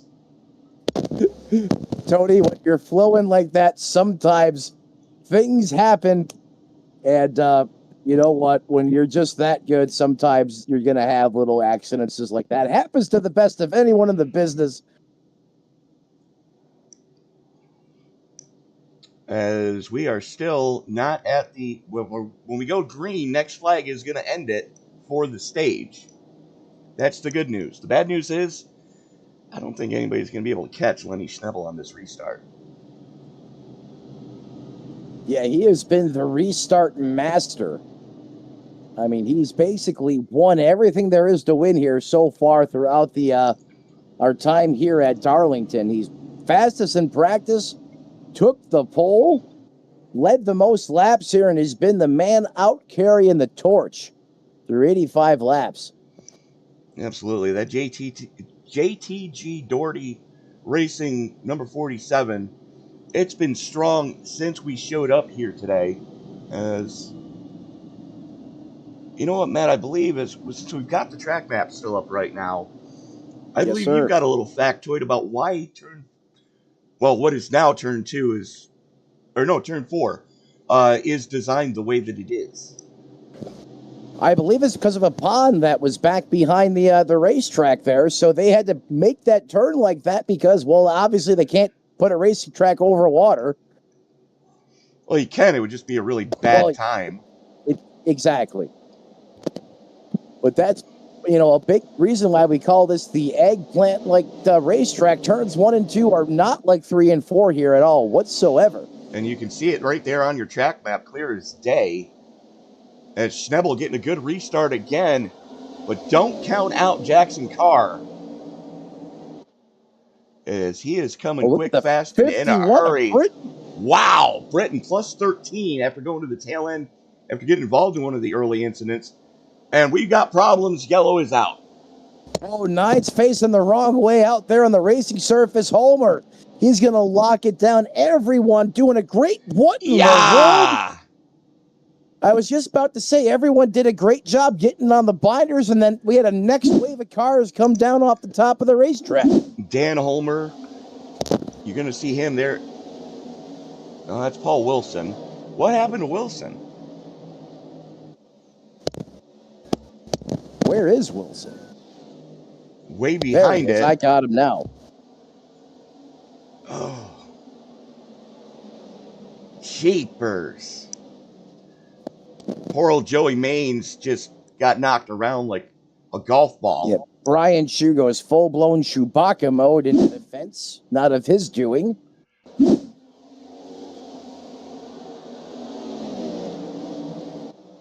I mean, watch Homer here. He's going to go for a ride.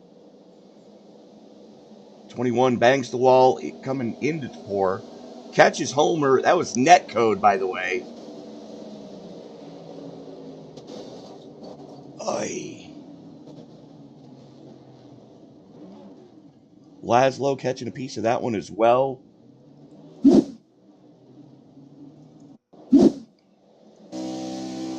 We're on board with Maines. He's got the 43 in front of him.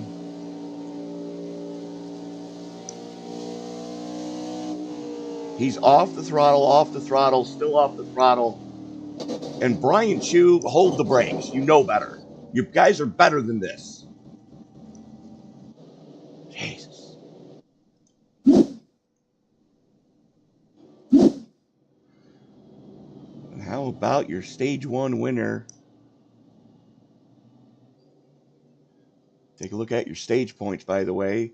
Snebel, Brostrom, Schmidt, Chu, Britton, Hagman, Gunderson, Hernandez, and Carr.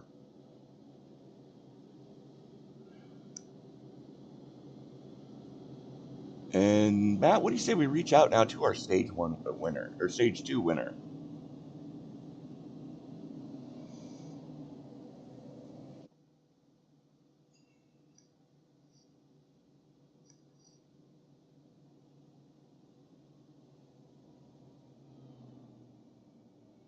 As soon as I can find them, bear with me, folks. Sorry about this.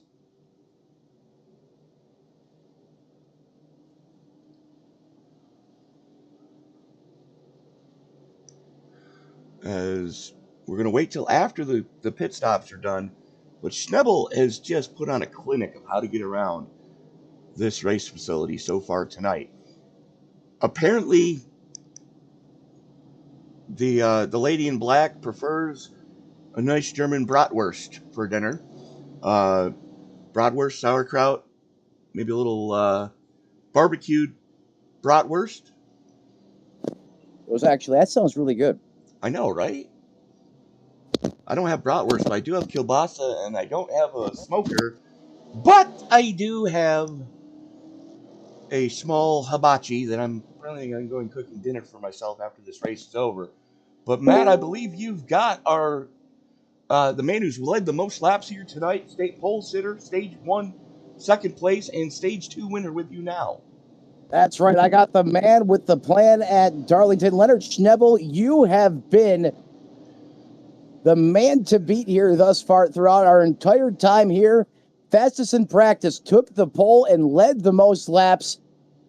How are you able to keep that car at the front the way you have so far through 9 laps of competition?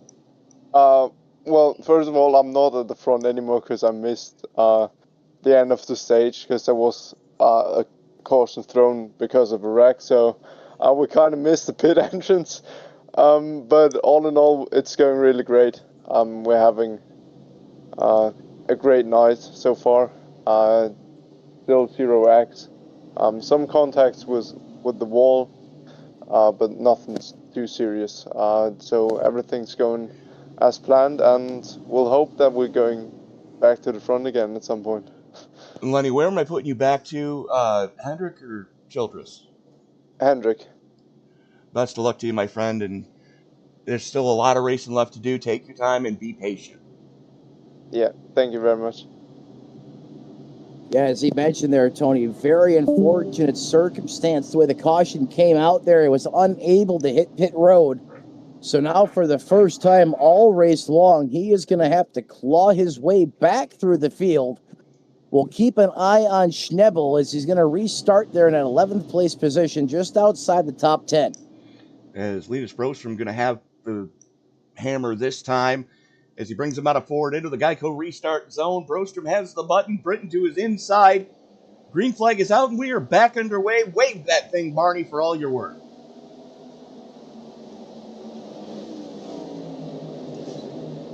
Oh! Will Britton trying to save it. 3 wide off of 2. Nope. Around goes to 22. We stay green, though. He's off the racing line. Oh, my Lanta. Let's take a look at what happened to that again as we stay green. Watch the 22 of Gunderson get knocked around like a gopher in a hole.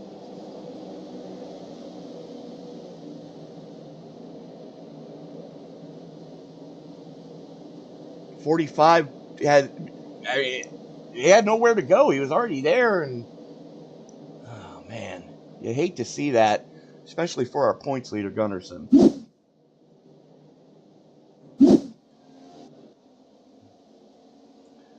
Jeff Weimer with a lot of damage on the discount tire, too.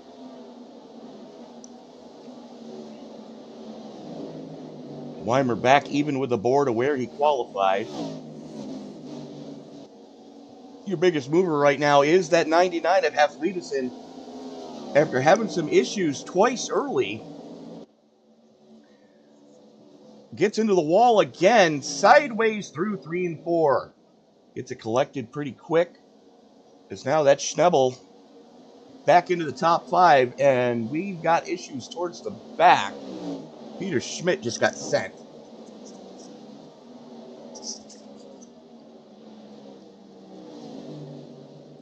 Checking back in with Schnebel, currently running in 4th. Not too shabby, sir. No, Tony, that hasn't taken him long, has it? Oh, the 99 comes up, catches a piece of the fence, the classic Darlington strike. No, he pancaked the right side of that car. He's got wrinkles now where there shouldn't be. You're right, Tony. He hit that harder than I initially thought as he almost comes up, gets it again. Yikes. Currently showing 14 cars on the lead lap. Jonas Gunnarsson, after getting spat out on the restart, is the final car on the lead lap. There he is, just coming down the Boeing back straightaway here now as Brostrom is hauling it into 1. Taking a check of our weather conditions currently.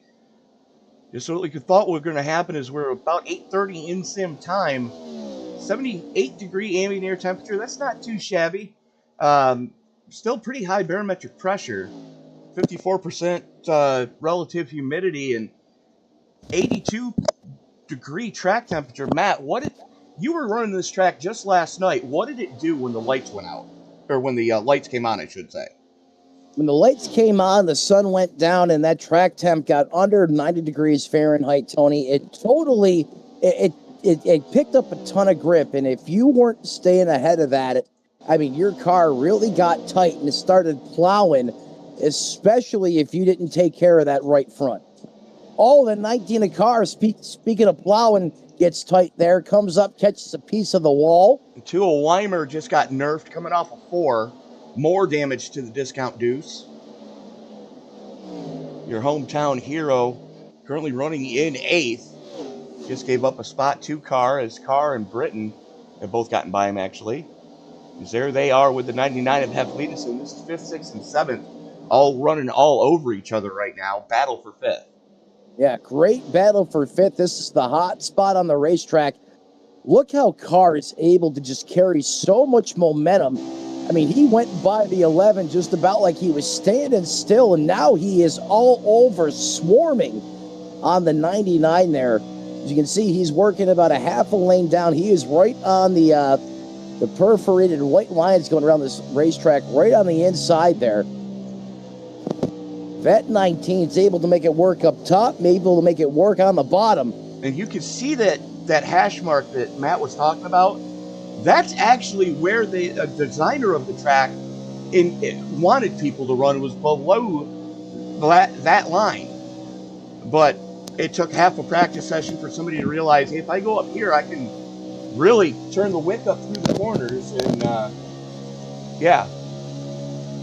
this is your battle for biggest mover, by the way, between Halfletus and Carr. As Halfletus eats the wall, now drops to plus 19. His car goes up to plus 21 in fifth. Well, I'll tell you what, Halfletus, he has done a great job, especially on the recovery drive of things. If you remember, he was involved in one of the very first cautions of the day. The first two, that's right, back to back. So he's done a great job recovering there in that 99. And how about Lenny Schnebel? Is he's already up to third. He got by Jack Hagerman quick, fast, and in a hurry, as you like to call it. Lit Lenny. Because that 47 is lit as in bad fast. And talk about big movers. Marcus Hagman is now up into second, but he's battling with the guy that's had one of the fastest hot rods all night. As a matter of fact, Angel Hernandez has fast lap of the race currently with a 29.28. Schnebel not too far behind with a 29.35.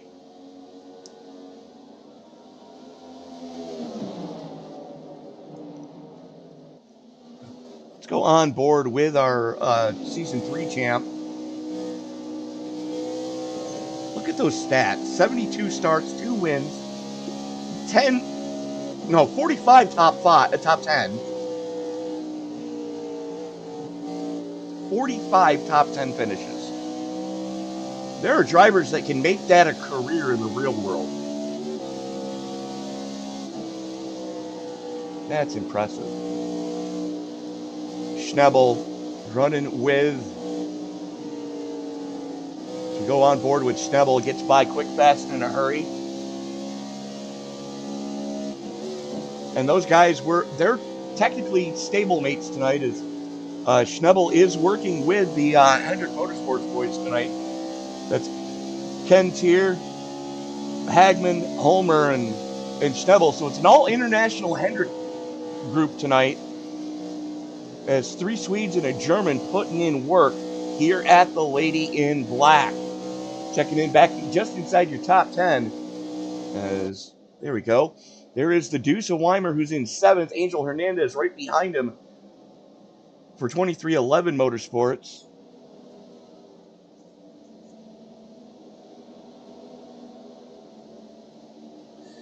Oh, hang on to her, Jeff.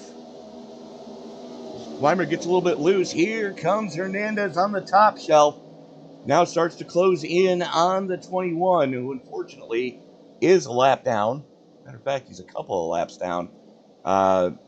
Chris Smith in the 21 is currently running 22nd.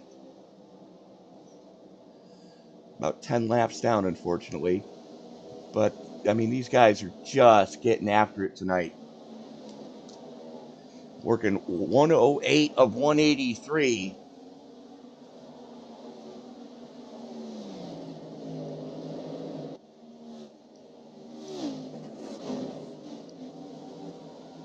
And this field a little bit strung out right now. Marcus Hagman and Jack Yeagerman in the 43. This is actually your closest battle on track, folks. That's impressive. Yeah, they're both having impressive runs, Tony. Yeagerman up 12 spots in that third place, that final podium position. And then Yeagerman, he's right there as well. He's had a fast race car all evening long as well. Yeah, but don't forget, Hagman started in the pits. Yeah, he pit started this thing. That's absolutely right. You know, I asked the question earlier, will the Tennessee man have any Tennessee magic tonight? He absolutely has had a ton this far. One of the biggest movers of the race. Pit started this thing, the 43. No. Hagman pit started. Oh, thank you, Tony. Hagman pit started, but still, nonetheless, 43's had some great speed all race long as well. But take a look at that tracker boat, number 19, out of Des Moines, Iowa, Jackson Carr. 21 spots is what he has gained since qualifying. Whoa! Oh, baby. The 43 just got spat down the track and I saved did it again. And saved it. Oh, thank you for saving it, Hagerman. Thank you. The curse has been strong with me. Checking in with Ken Tier just outside your top 10, as that is Jerry Parker's 15 right in front of him. Ken Tier out of Matt. Try to pronounce that city name. Is it just ARP? No. Okay, I'm not going to try then. Warp. One more time? Warp. It's exactly what you thought I just said. Okay. I thought maybe perhaps the GNN was silent as caution back out on the racetrack as the 99 gets obliterated by the 21 of Chris M. Smith. Let's take a look at what happened here. He's running stem to stern with Weimer. Focus, he's sounding left. Okay. And just loses it through to the 10, nowhere to go. Bang! And then absolutely gets blistered by the 21. As you can see, his bumper covers just skipping across the racetrack there. Yeah, that is definitely no bueno.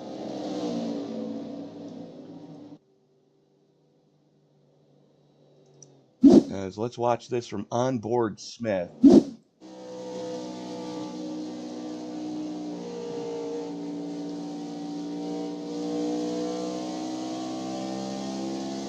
We're on board with Smith now. It's going to happen.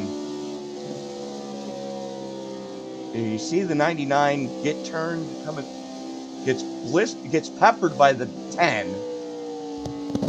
And then Smith just couldn't get low enough, fast enough.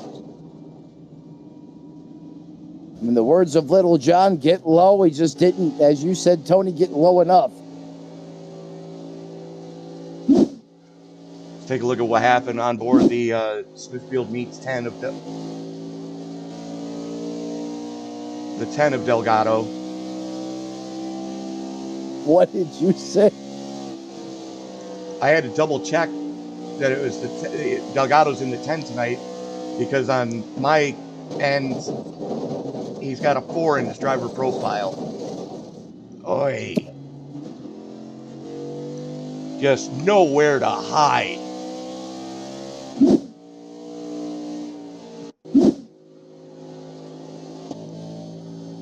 The 99's just going to loop it on his own again, coming off a 2. Actually, it was in the middle of 2 this time. And Delgado's not even going to have time to want to. He doesn't have time to even think to react.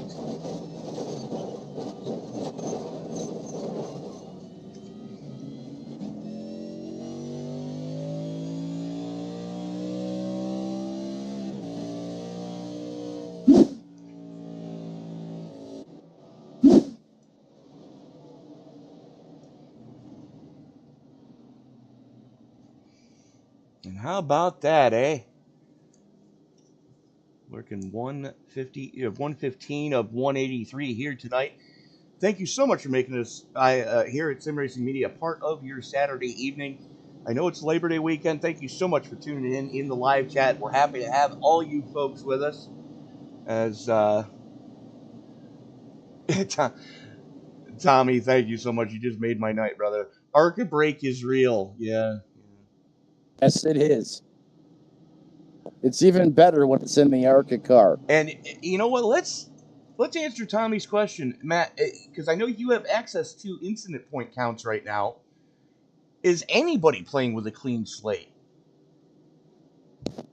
I believe the 47 of Schnebel was the only one, but even he's on the incident counter now, so everyone has gotten into the dirty tonight. All right, then. It looks like the wave around cars just got sent. 9 coming just out of the pits now. As, oh boy, here we go. 4 Chevys at the front of this piece. Jackson Carr, your highest running Yoda. Will Britton in the 51, your highest running Blue Oval.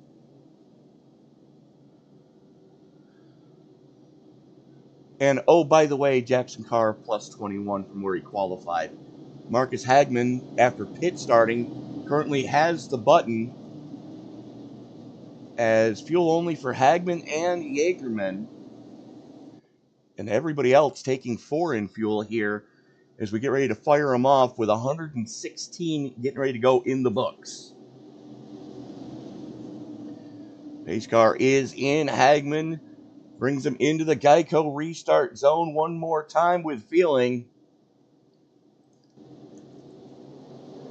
Jumps on the loud pedal, and we are back underway.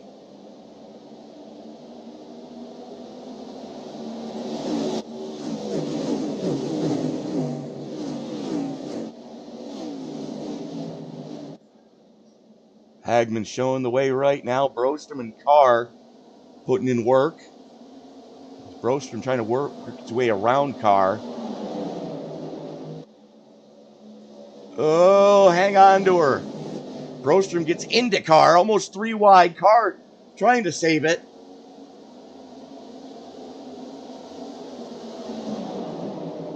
So here comes Angel Hernandez to the inside of Brostrom now. Yikes. Jeepers.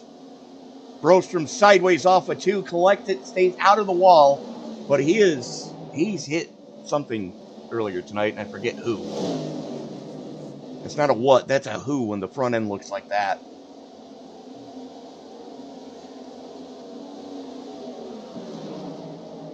Check him back in with the 15 of Parker. That Ollie's ride looking just about as clean as when he rolled it off the hauler earlier. As Carr, oy. Lap traffic playing a role in that one as Carr and Hernandez almost getting into each other. And, oh, by the way, Len Schnebel back to the point.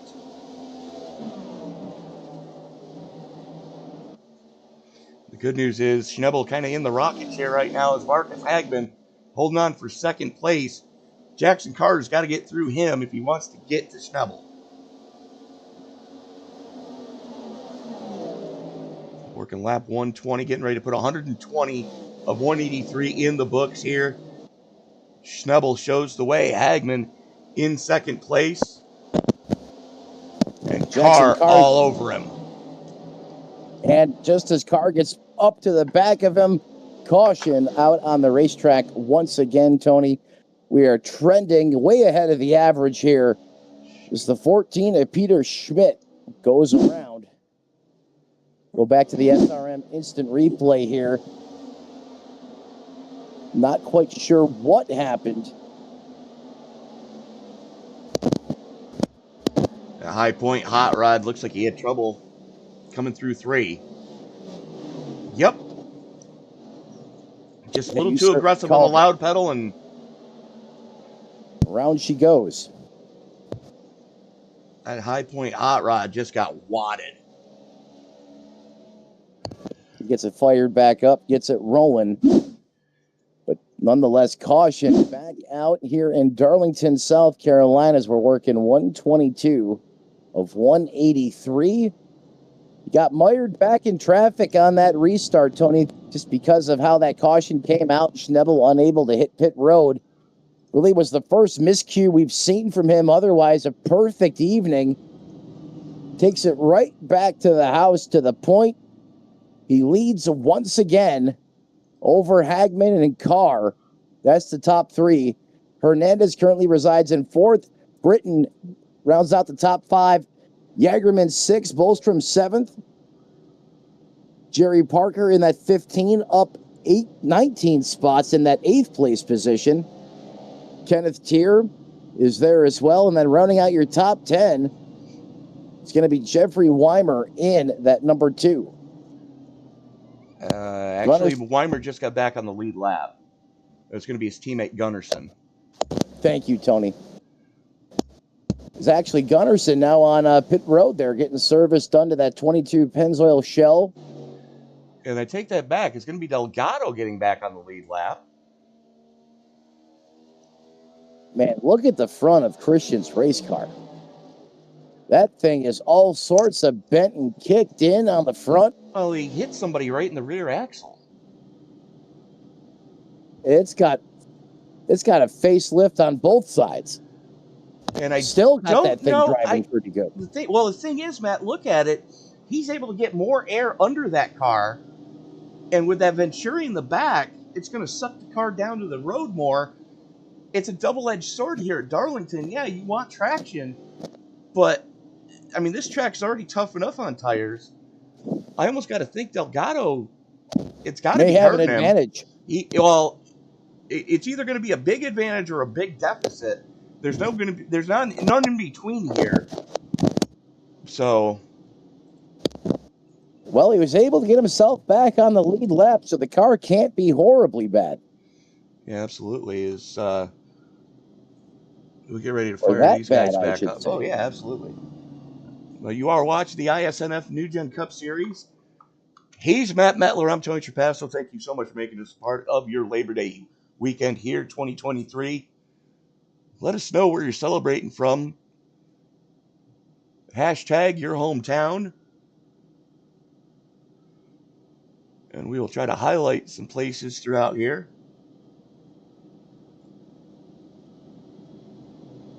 Ichenham, Germany is where Schnebel calls home.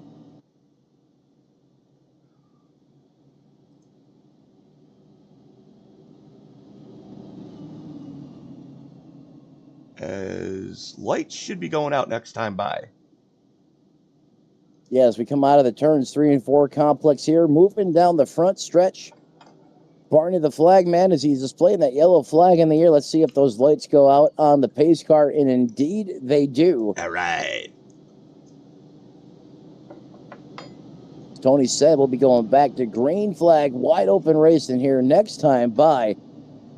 As Schnebel looks to keep schnookering the field here, as no one really seems to have an answer for him. Well, in their defense, Jackson Carr has been running with him pretty much all night. And so is Angel Hernandez. Well, if you remember, Carr and Schnebel there, they got into it pretty good. Yeah. I don't know if they have some history between the two. They're both rookies. How much history could they have? That's what I'm saying. It looked like it there on the racetrack, that's for sure. As it got spicy, quick, fast, and in a hurry. So, I mean, Schnebel's only got 6 starts with the league. Could he get his first win here tonight at the Lady in Black? I mean, it's looking like it. It's just turns, filing through 3 and 4. And, oh, by the way, Schnebel, is 50-50. He either finishes in the top 10 or he DNFs a race. Did Schnebel just come up and kiss the wall a little bit there on the restart? Well, let's go look at that again.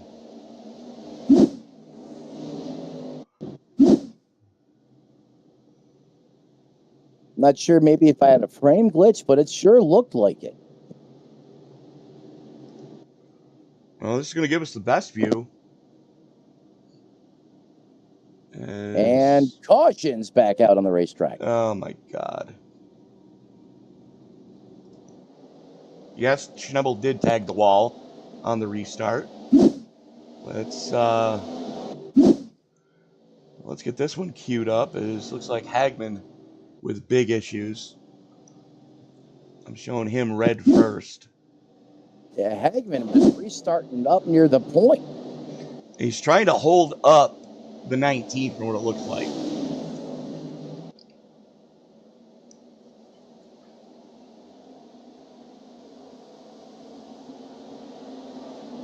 Come on, guys. Oh, and then 22 catches the front of his car to the face of Hagman's 5 ride.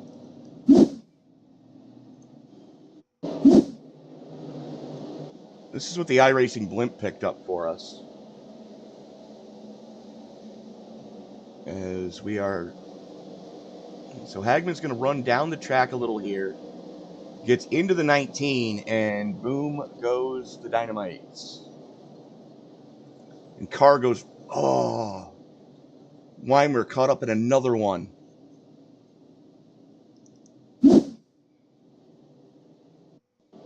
Damn.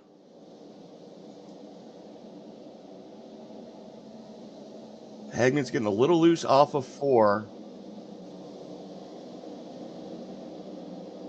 As Carr tried to pin it down, then got held. Oh, that's what happened. He got held up behind. They were trying to use Rhea Ferris as a pick. And Linus Brostrom got into the back of Carr, and that's what set off the fireworks. Damn. Yeah, big time display of fireworks. You ain't wrong.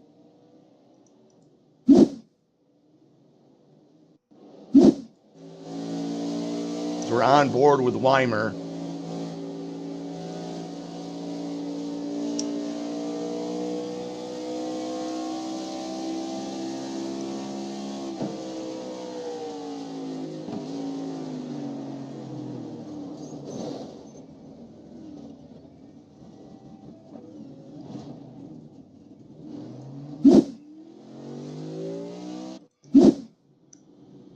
We are going to step away, pay a couple bills, and we'll be back right after this. What's up, guys? Roger Debo, front tire changer for the 45 Alpha Prime car. You're watching Sim Racing Media.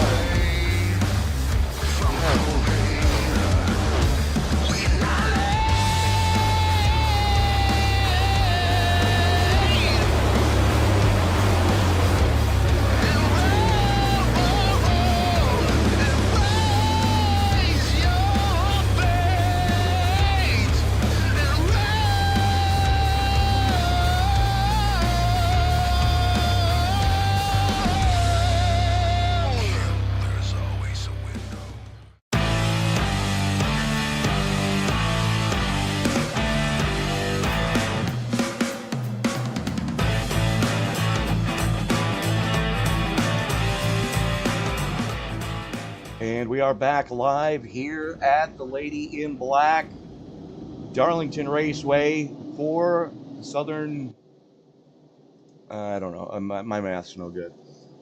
Southern 250, if you will. Schnebel again with the button, Real Britain 3, as he's going to start second. And my connection decides it wants to vomit. There it goes. Green flag comes back out. Schnebel jumps on the loud pedal, and we are back underway. Brostrom pushing on Britain right now.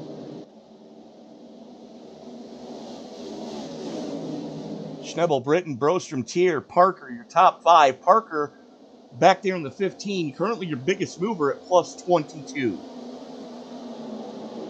Jackson Carr right there with him as he was able to get that car fixed quick. Or at least try to band-aid it back together as Hagman continues to struggle, coming off a 2 for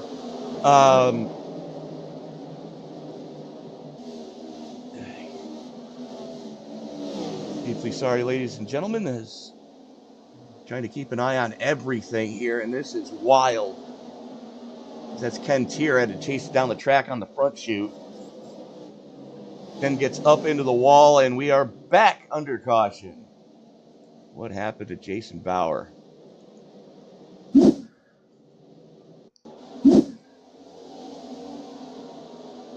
Sherburne, Nova Scotia native in the 17.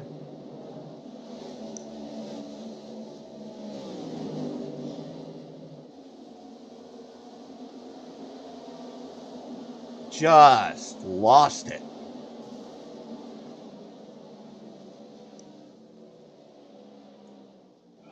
A little too aggressive on the loud pedal.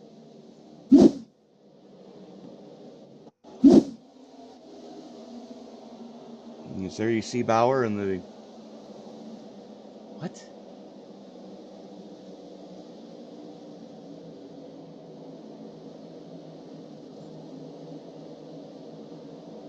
Oh. That car is annihilated, and Bauer puts it on the hauler. And we still have 20 cars still running here this evening.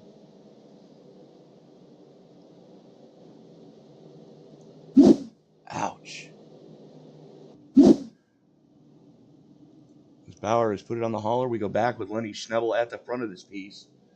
There's the 45 of Hernandez getting back on the lead lap in 14th.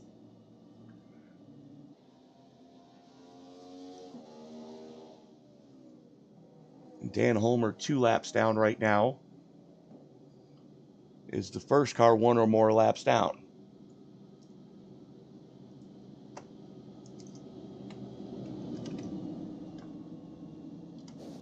You know, speaking of drivers that are multiple laps down, Tony, Rosa Lazo 4 laps down. Casey Tomlinson started deep in the field. He's looking to have a good day here. Just didn't quite go right for him from the get-go, as he's still 7 laps off the lead lap here. Bob Wyckoff 13 laps down.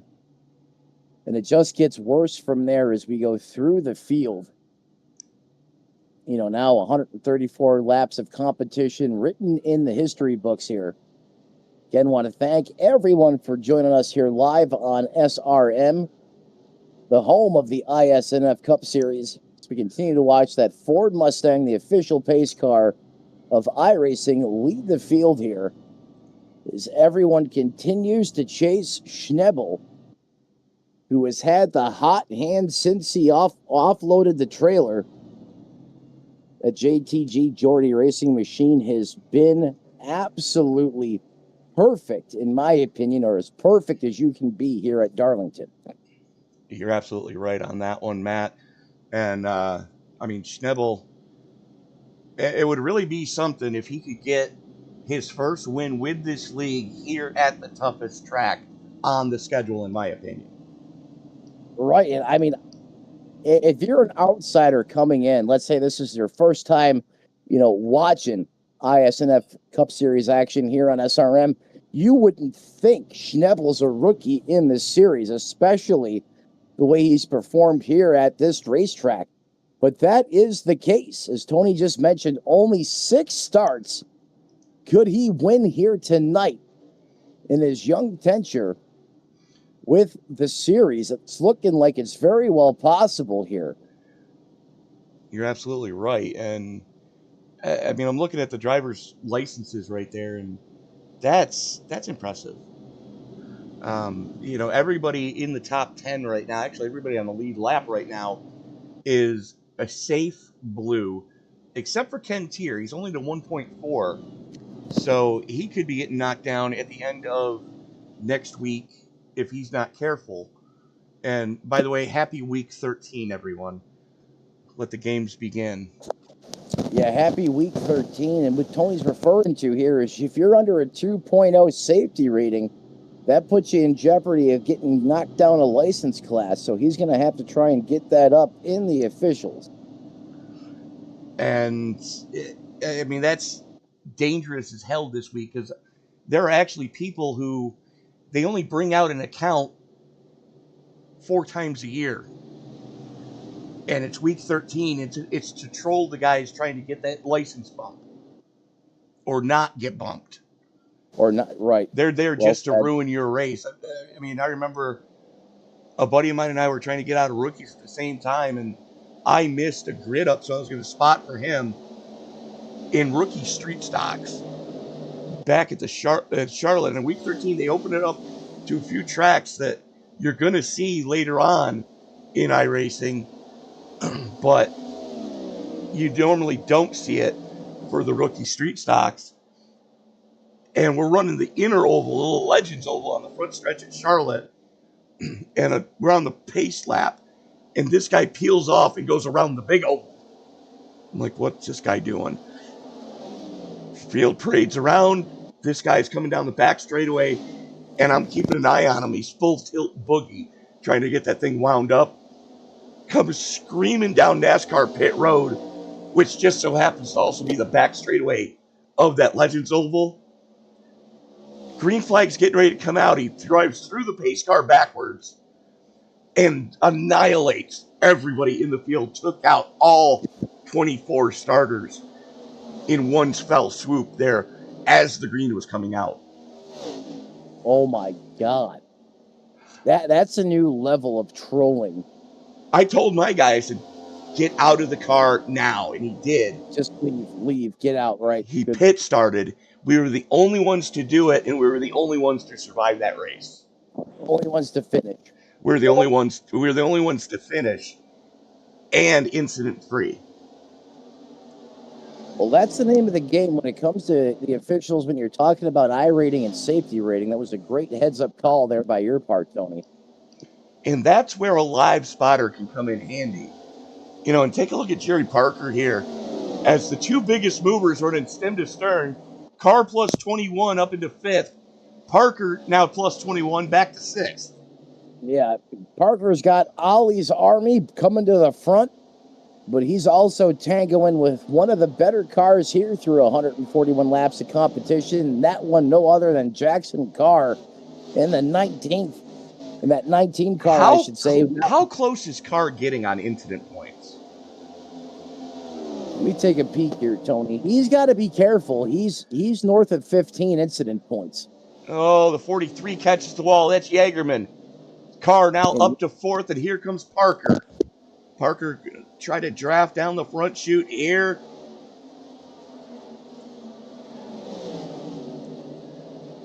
Oy. A little bit of leaning on each other through 1 and 2. So now Parker up to 5th, still tied for plus 22 with Carr.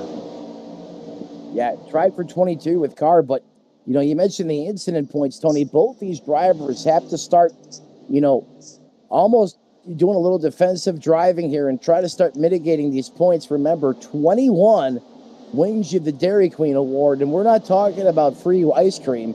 We're talking about immediate disqualification, no questions asked. You literally get booted from the race.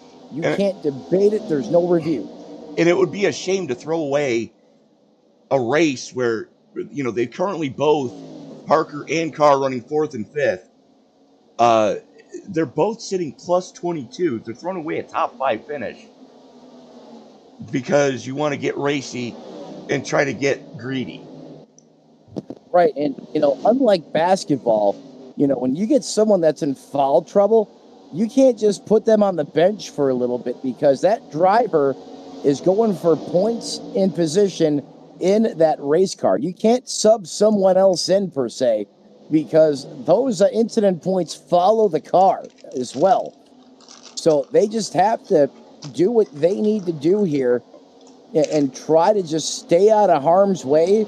They really can't beat in battle as much as they would like to, or you try to, you know, just kind of be neutral, you know, until these laps, you know, get a little bit closer here to the finish before you start risking those incident points again. This car now goes after the 3 of Bolstrom. This is for that 3rd and final podium place, or that final podium position, I should say, as that track temperature continues to drop. Now down to 82 degrees. Barometric pressure still a little high, though, as Tony mentioned earlier, at 10,023 or 1,023 millibars. And that is that's a little bit. I mean, that's borderline West Coast altitudes. Yeah, it is. That's very high for the East Coast for the barometric pressure to be there. It is, and I wonder if that has anything to do in real life with the hurricane. You know, the exit of Idalia. Exactly. You know, hurricanes. You know, whoa! Tier just pancaked the wall down the backstretch. Tier smeared the outside wall. No one gets caught up in it. How was that not possible? Now the 48 there. A Tier, he is in the hornet's nest. as he loses some momentum there. There's Iskandar gets by in the 1. Now here comes the 5. The 5 ride on his back bumper of the 48. Now, the good news is Hagman's not going to get into him on purpose because they're both running for RCR. Hendrick tonight. Hendrick tonight, yep. Oh, no. What happened to the 9 of Homer? That thing's a mess. Homer's nose has been removed. What happened to the Napa 9?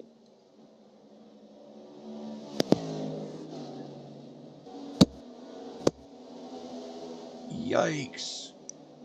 Whoever was behind him. Oh, my goodness. What in the... He just dead hooked at the start-finish line. That's a hardware failure. That's got to be a wheel gone wrong, a driver corruption. Watch this as we go on board. As he hits the start-finish line, that car just takes off dead left. What? Hardware failure. That is absolutely a hardware failure. If you notice, that wheel went full gate to the left. And there was... Well, let's show you what it would normally look like, folks, going into a corner. As we are going to go on board now with your biggest mover, Jackson Carr. Watch the wheel. Now, that orange stripe there, that's you can the center see line. it. You can actually see it move as the driver's moving the wheel. Right. And what you saw with the 9's hands, it just snapped. His hands immediately snapped all the way, the most wheel you could crank in it with his hand over the top, cranked all the way over. And just, luckily he was able to get out of that race car without throwing a caution out on the racetrack. This is one of the best green flag runs we've had in a little bit of time now, Tony. As we go on board again with Carr, who's running in that 3rd spot. Britton has got away from him just a little bit as he's now north of a 2nd up the road. Make that about 1.24 seconds ahead of Carr in that 3rd place position. Schnebel continues to be next level here as he is checking out from the 51. There is that NOS Energy 15 for JTG Doherty Racing. Looking like he has NOS under the hood of that thing. Well, possibility. It'd make the throttle body kind of sticky, but I mean, hey. That it would, especially if it's activated off the throttle plate. They call that plate nitrous. I mean, it would have to be a wet system in the way these cars are set up. Could you imagine a dry shot? Oh my God! Oh, you'd hand grenade the engine in about 2 seconds. Immediately. That's a moonshot as soon as you grab the button. I couldn't have said that better myself. To the moon. They call that a money button. Because you're either going to win the money or you're going to waste some money having to rebuild the engine. Brostrom getting all sorts of wild down the mowing backstretch here. At the lady in black. He's in the wall again. Jeepers. And he catches it for a 2nd time. That's really going to allow Carr to close right back up on the back bumper once again. And you can see how the splitter on the 3 is kicked up. We call that pug face. Well, he hit something earlier. Right. And I forget who he hit. Because that's not a what, that's a who. The point is, Tony, is that's definitely affecting the airflow, under that race car. Britton's in. Britton came to pit. Money stop time. And he was down with the rest of these guys on 113. Now, Carr came down on 133, but he kind of had to at that point to get some damage repair. Same thing for Weimer and Delgado to round out your top 10. There they are. Now remember, in the real world, these long green flag runs here with this very abrasive racing surface, Tony, you can have 2 to 3 seconds of fall off. So Schnebel, if there's one way he can be beat, it could be in the pits So he's going to have to pay close attention to when these drivers are coming down pit road and getting new Dr. Feelgoods put on these race cars, because while he has, a decent lead that can easily be erased, when these guys are back in the low 29-second bracket with 4 fresh Goodyears on their race car. Well, we're going to know not next time by, but the following lap, as Britton is now down and away, 4 in fuel. No, 2 in fuel. He's trying to free the car up. Britton's going for 2-tire heroics here. Well, that's one way to free the car up. 2-tire fire there. Well, let's see what's going to happen, as he is now on his first flyer on cold tires. This is going to be the tattle. Oh, yep. Oh, no. What did I just say? Cold tires. Cold 2 tires. He had no chance of saving that. And that'll Absolutely no chance. That'll amplify the effect until those 2 tires get some heat in them, and he went a little too hard there, got too much gravy, and absolutely massacres the wall. And this is something that would make Frank Marchese pretty happy, as the one leading the 2 for your battle for 8th right now. Is Qatar in the ace?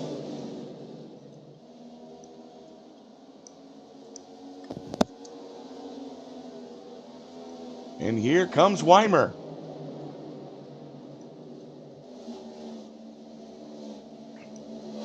How close is Iskandar on incident points as Schnebel's down pit road? Schnebel just had a massive miscue. As the fender is a flop, and I can't believe what I'm seeing. Did he Bluetooth that suspension, Tony? Well, let's go find out.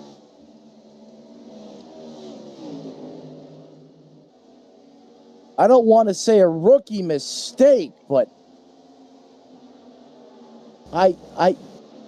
the money stop puts so much pressure on these drivers, and he's gonna just watch, folks. Yep. Oh, he Bluetoothed it. No fast repairs in the bank. That is a race-ending injury for the 47. Damn. Who has been the class of the field. Heartbreak City for Schnebel. This opens the door wide open now for Bolstrom, Carr, Gunnarsson. Jagerman brings the 43 down for its money stop. And you know what? I think Carr might be in the catbird seat here, as he's got 7 seconds over Jonas Gunnarsson, who sits in 3rd. Both those guys were last down on 133. If we stay green, Carr and Gunnarsson can make it. Brostrom, though, is in trouble, as he was last down on 113. As we are 20 to go, Brostrom shows the way, coming to 19 to go. Yeah, could we see an epic fuel mileage push here out of the 3? It's possible. We're pretty certain Carr and Gunnarsson can make it, but Bostrom, Tony, I am not so sure. I don't think he can. But let's see if he's trying to save it all. And he's still shifting, getting into the wall. He's still driving that car as hard as he can.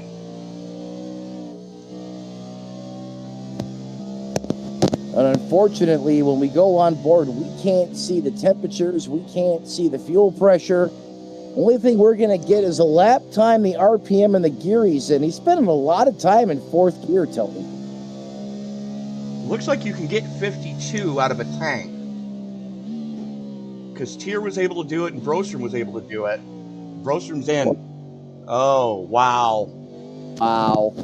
This is Carr's race. This is Carr's race to lose at this point, in my opinion. Especially now that, the class of the field and the 47 is now, unfortunately, out of this race with a money stop miscue that just bankrupted him. All roads to victory lane now go through the 19 camp, in my opinion. They absolutely do. be doing that, though. You can't be going up there hitting the wall like that. No. 16 to go. Gunnarsson now leads by 4. Or sorry, Carr leads Gunnarsson by 4. Hagman, though, pressuring Gunnarsson right now.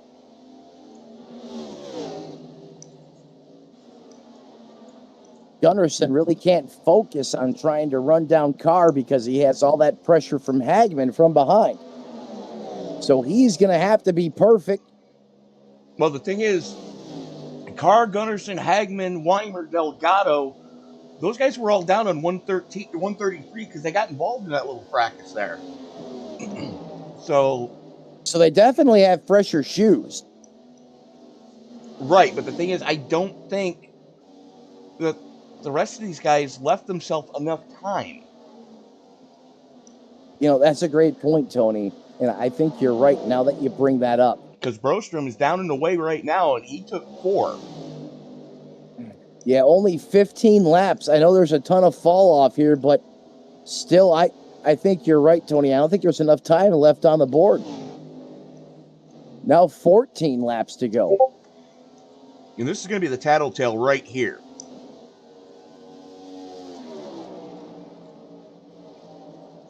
And Brostrom's still trying to get it up to speed, kind of tiptoeing it on cold tires right now. Smart. I mean, we've seen what's happened. He can start to turn the wick up now as Carr's in. Holy Dodge City.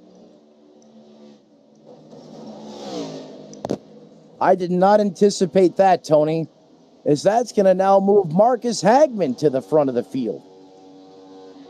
Last lap for Brostrom, 29.57. Last lap for Hagman, 30.726. So almost a full second difference.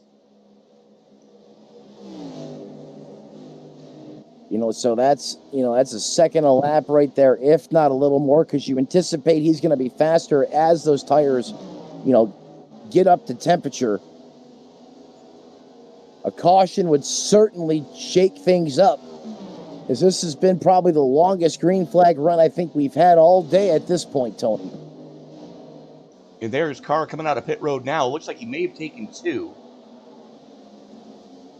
He needs a caution. Yeah, he's just... Matter of fact, everybody needs a caution except for maybe Hagman. And Hagman is one of the best at saving fuel in this league. Hagman, great at saving fuel. Gunnarsson, great at saving fuel. Christian Delgado, I know personally, racing against him, he's great at saving fuel. And the thing is, what do Hagman and Gunnarsson have in common? They both do a lot of GT3 racing. Yes, so they know how to maintain speed while saving fuel.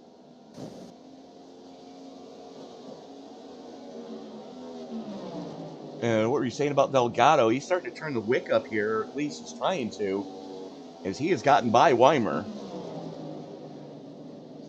And he's got a yeoman's work to try to catch Gunnarsson for second. Yeah. Knowing Delgado, he probably saved early in this run as he comes up and clanks the wall there. Brostrom still fighting it. Had to go down the track. He's got Carr and the 22 with him. 22 is... why am I not seeing it? 22 is Gunnarsson, second place. And he's just letting these guys go. Because they've got to go all the way back around and catch him for second place. Exactly. But here comes Delgado in the 10. Yeah, Delgado, and what were we talking about earlier with that car being as wadded as it is in the front? It's letting a lot of air get under it to suck it to the track better. Exactly. And you're starting to see that now.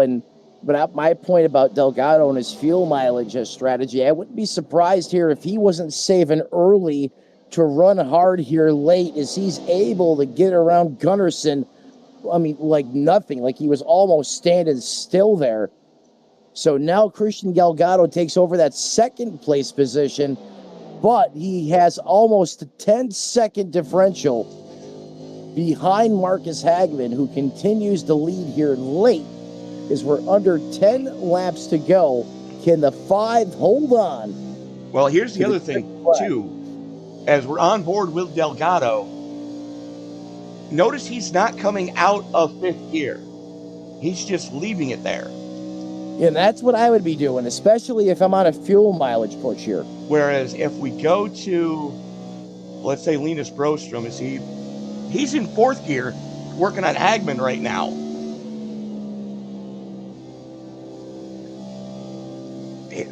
Brostrom is wringing that thing's neck for all it's worth.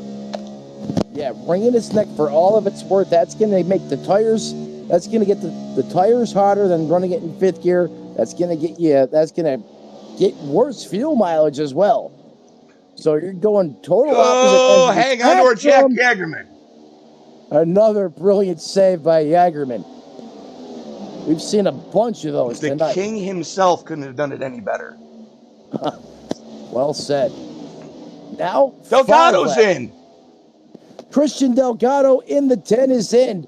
Could not save enough fuel as he was trying. Handshake lap. Hagman and Gunnarsson pit at the same time as Hagman's in.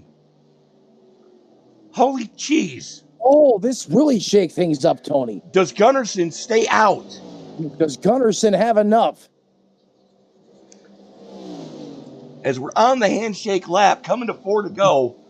Does that platinum Pennzoil under the hood reduce friction enough to give him a little extra fuel mileage in that 22? We're about to find out. Rosa Laszlo eating the wall going into 1. Here comes the 10 of Delgado off pit road, right in front of your race leader. Delgado went fuel only. Good call on that. Does Gunnarsson have enough? Or is Jackson Carr going to complete it tonight? Plus 24 running in second place. Less than 6 miles till we know the answer to that question, Tony. Is Gunnarsson now probably, big time behind him? Little calamity there. Jerry Parker almost getting into the 77 of Laszlo. Parker gets in the wall there. He brings it up onto the racetrack. This all just behind the leader, as we've seen fuel mileage become a big part of the storyline in this race, Tony. Does Gunnarsson have the guts left in the fuel cell to go the distance here? He's out of gas. Gunnarsson out of fuel, or did the 15 just give him a love tap? He's out of fuel. But can he coast it from here? 2 laps? No way. He's still running, Tony. No, he's not. Oh, no, he's not. There goes the RPMs. He's clutching it. No, he's clutching it. He is saving. Yeah, but he's just limping it at this point. That's fine. He can do that. Carr is now just about 2 seconds back. Carr is that's the leader. That's the leader out the front of the 19 can see the 22 as we go on board. Oh, the 19's in the wall. No, that was not him. That was the 77. Oh, he definitely got a piece of the wall there, just a little bit, but the 77 got a lot more. Coming out of turn 4 for the final time. The fuel mileage man as the tank runs dry. The midnight oil lasts, and Gunnarsson grabs one here at Darlington. Matt, I don't know if these guys are going to be in trouble or not. We're going to go back and watch this final lap here. We're on board with Jeff Weimer. So he's coming up like a freight train to get to his teammate. Right. This is the white flag lap we're coming to. White flag's in the air here. Okay.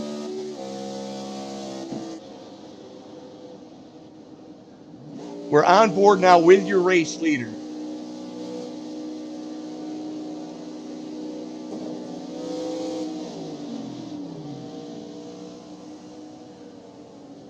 This is coming to the white flag this time by.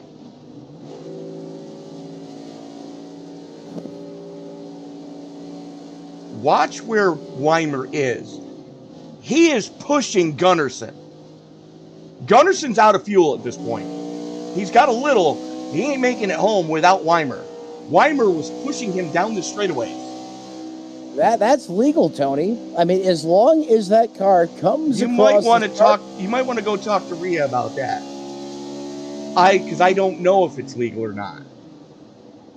If it's not, you know what, Tony? You know, Rhea's on the ball. Everyone knows what's going on here. If there's something they want to talk about, they'll discuss it, or she'll come up here. But for right now, for all intents and purposes, Gunnarsson is the winner of this race. And just like in NASCAR, if there's any type of penalties, or there's going to be any penalties, we will find out later in the week. If we don't find out right now, and we can address that on our next stop on the iSNF tour. But all roads lead to Gunnarsson with some fuel mileage magic and perhaps some help from his teammates to get the win here at the Lady in Black. Oh, I just have to find that team again.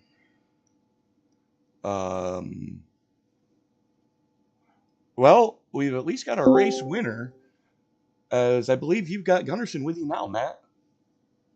Gunnarsson, Matt, and Tony up in the booth. You got us, bud. Yeah, I do.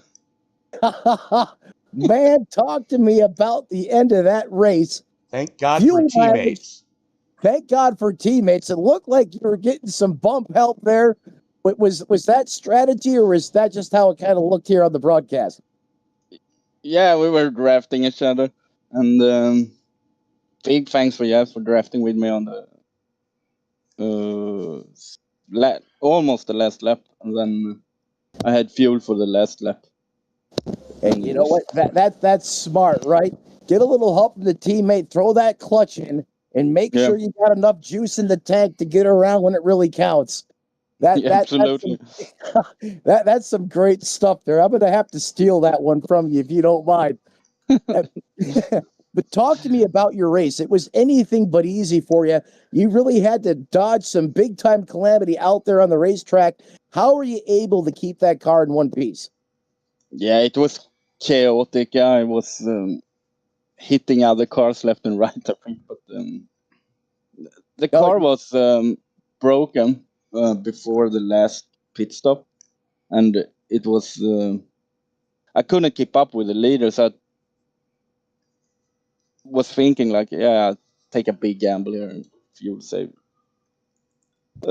Like hell. And that's what great race minds do. If you can't beat them heads up, you think of a backup plan. How can I beat these guys? And you hit the nail on the head. You went to the fuel mileage game and you gambled on it, but it paid off big time for you. I mean, congratulations again on the win again, man.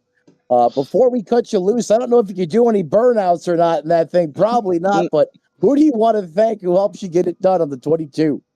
No, I cannot do burnouts. I was all out at the finish line. I want to thank my team, especially Jeff and Rhea for keeping me company also. Multiple wins on the season. You get another big one here at the track that's too tough to tame. Jonas Gunnarsson, your winner here from Darlington.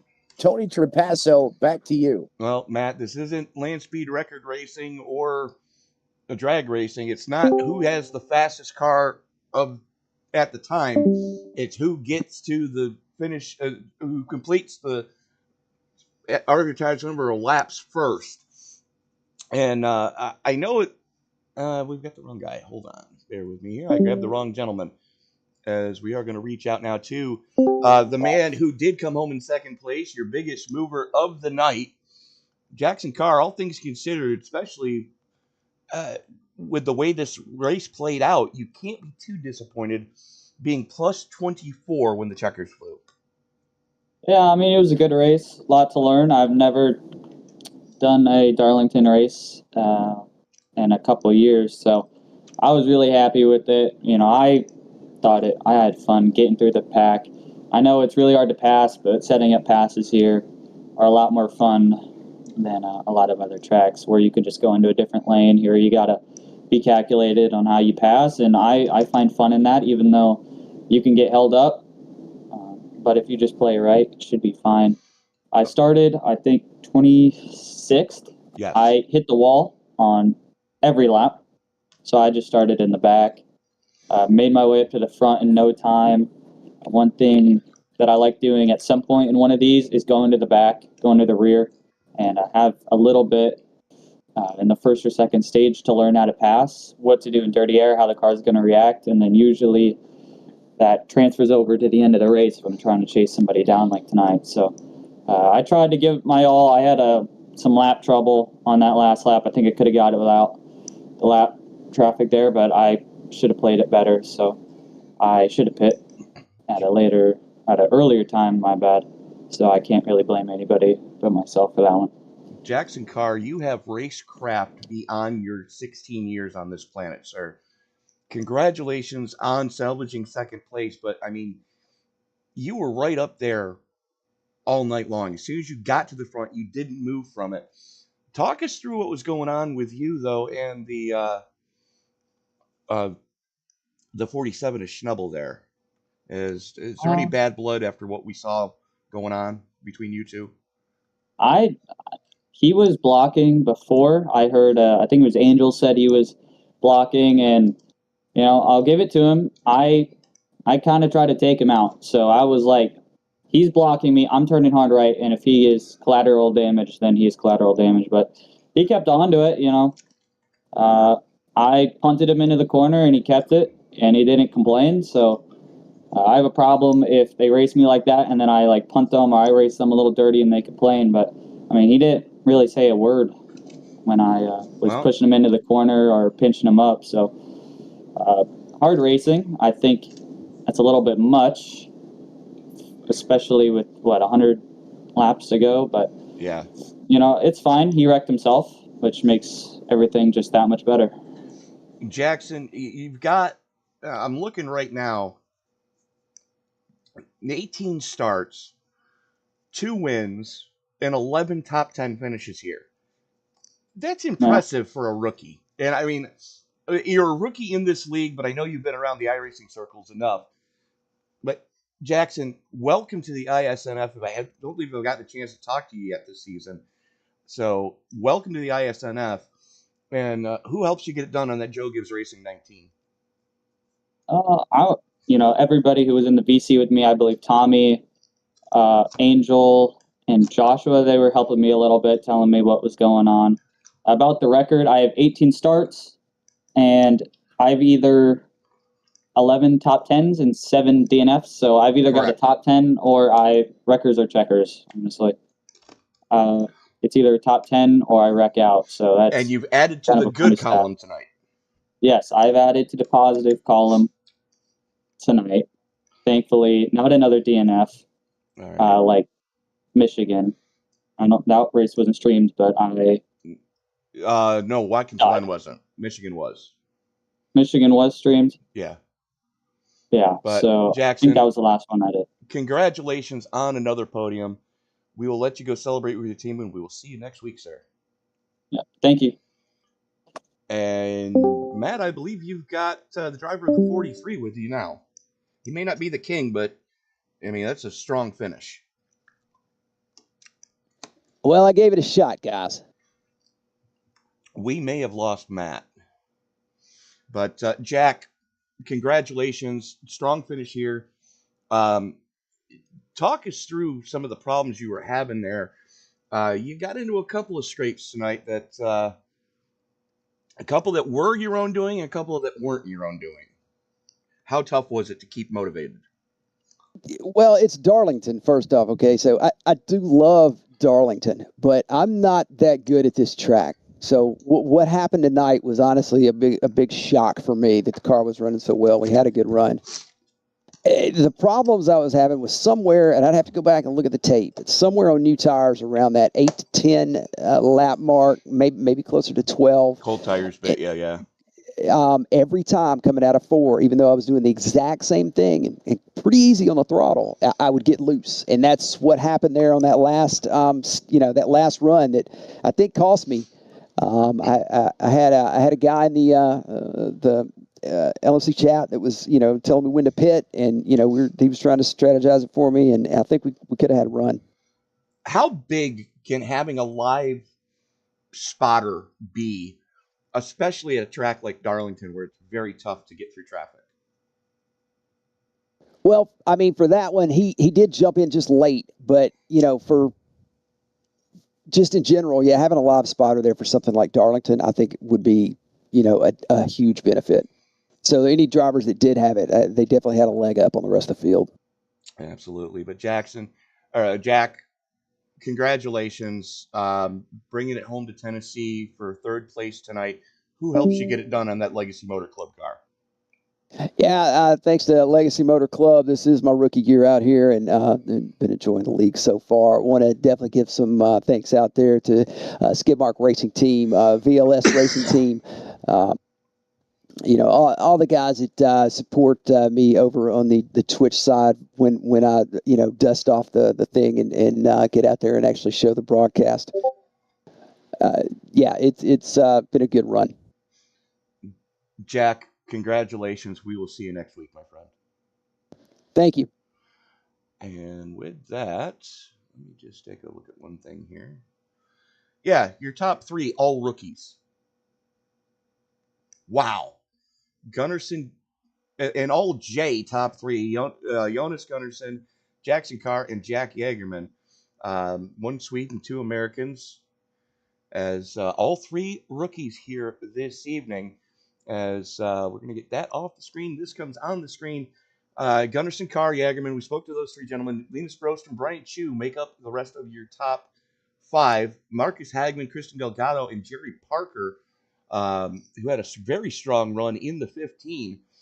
If it wasn't for Jackson Carr, Parker would have been your biggest mover at plus 19 to round out lead lap cars. Then you've got Weimer 1 lap down, Iskandar 1 lap down, Ken Tier, Angel Hernandez, Will Britton, Rosanna Laszlo, and Casey Tomlinson rounding out the top half of the field.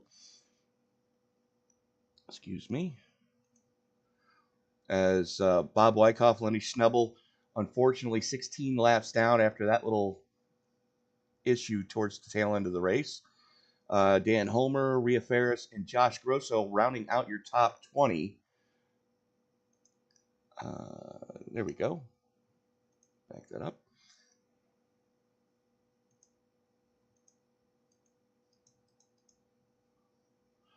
Sorry, folks. My thing is not working properly here. So Michael Heflidis in 21st, Paul Wilson, Peter Schmidt, Jason Bauer, Chris Smith, Charles Robertson III, your hometown hero, unfortunately coming home in 26th. Jimmy Johnson, no, not that Jimmy Johnson, in the 8 comes home 27th. Dan Solo, Eduardo Carapato, Matty Forns rounding out your top 30. Joey Maines, Justin Barkley, and Jared McCulley rounding out your top 33. And Matt Mettler parked it after lap 1 to come home in 34th. That is going to do it for us here tonight. Be sure to join Matt and I in the booth tomorrow night for Sunday Night NASCAR. As guess where we're going to be, Matt? Darlington, right back here. Yeah. So, where are we going tonight for dinner? Poppy's place. I heard they got a good fish fry. All right, cool. I'll see you at Poppy's. He's Matt Mettler. I'm Tony Pass. Remind you, ladies and gentlemen, that as you walk down the road of life this week, first of all, have a safe Labor Day weekend. Don't drink and drive. If you see a checkpoint tonight, don't be a dick and post where it is on your social media. That winds me up every holiday weekend when guys go, watch out for such and such street, there's a roadblock. You know what? End yourself.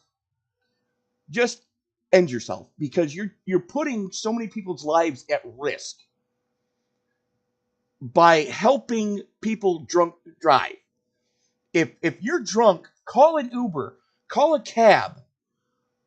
A $20 Uber ride is less than 1% of what a new fucking casket costs. Don't play in traffic. Good night.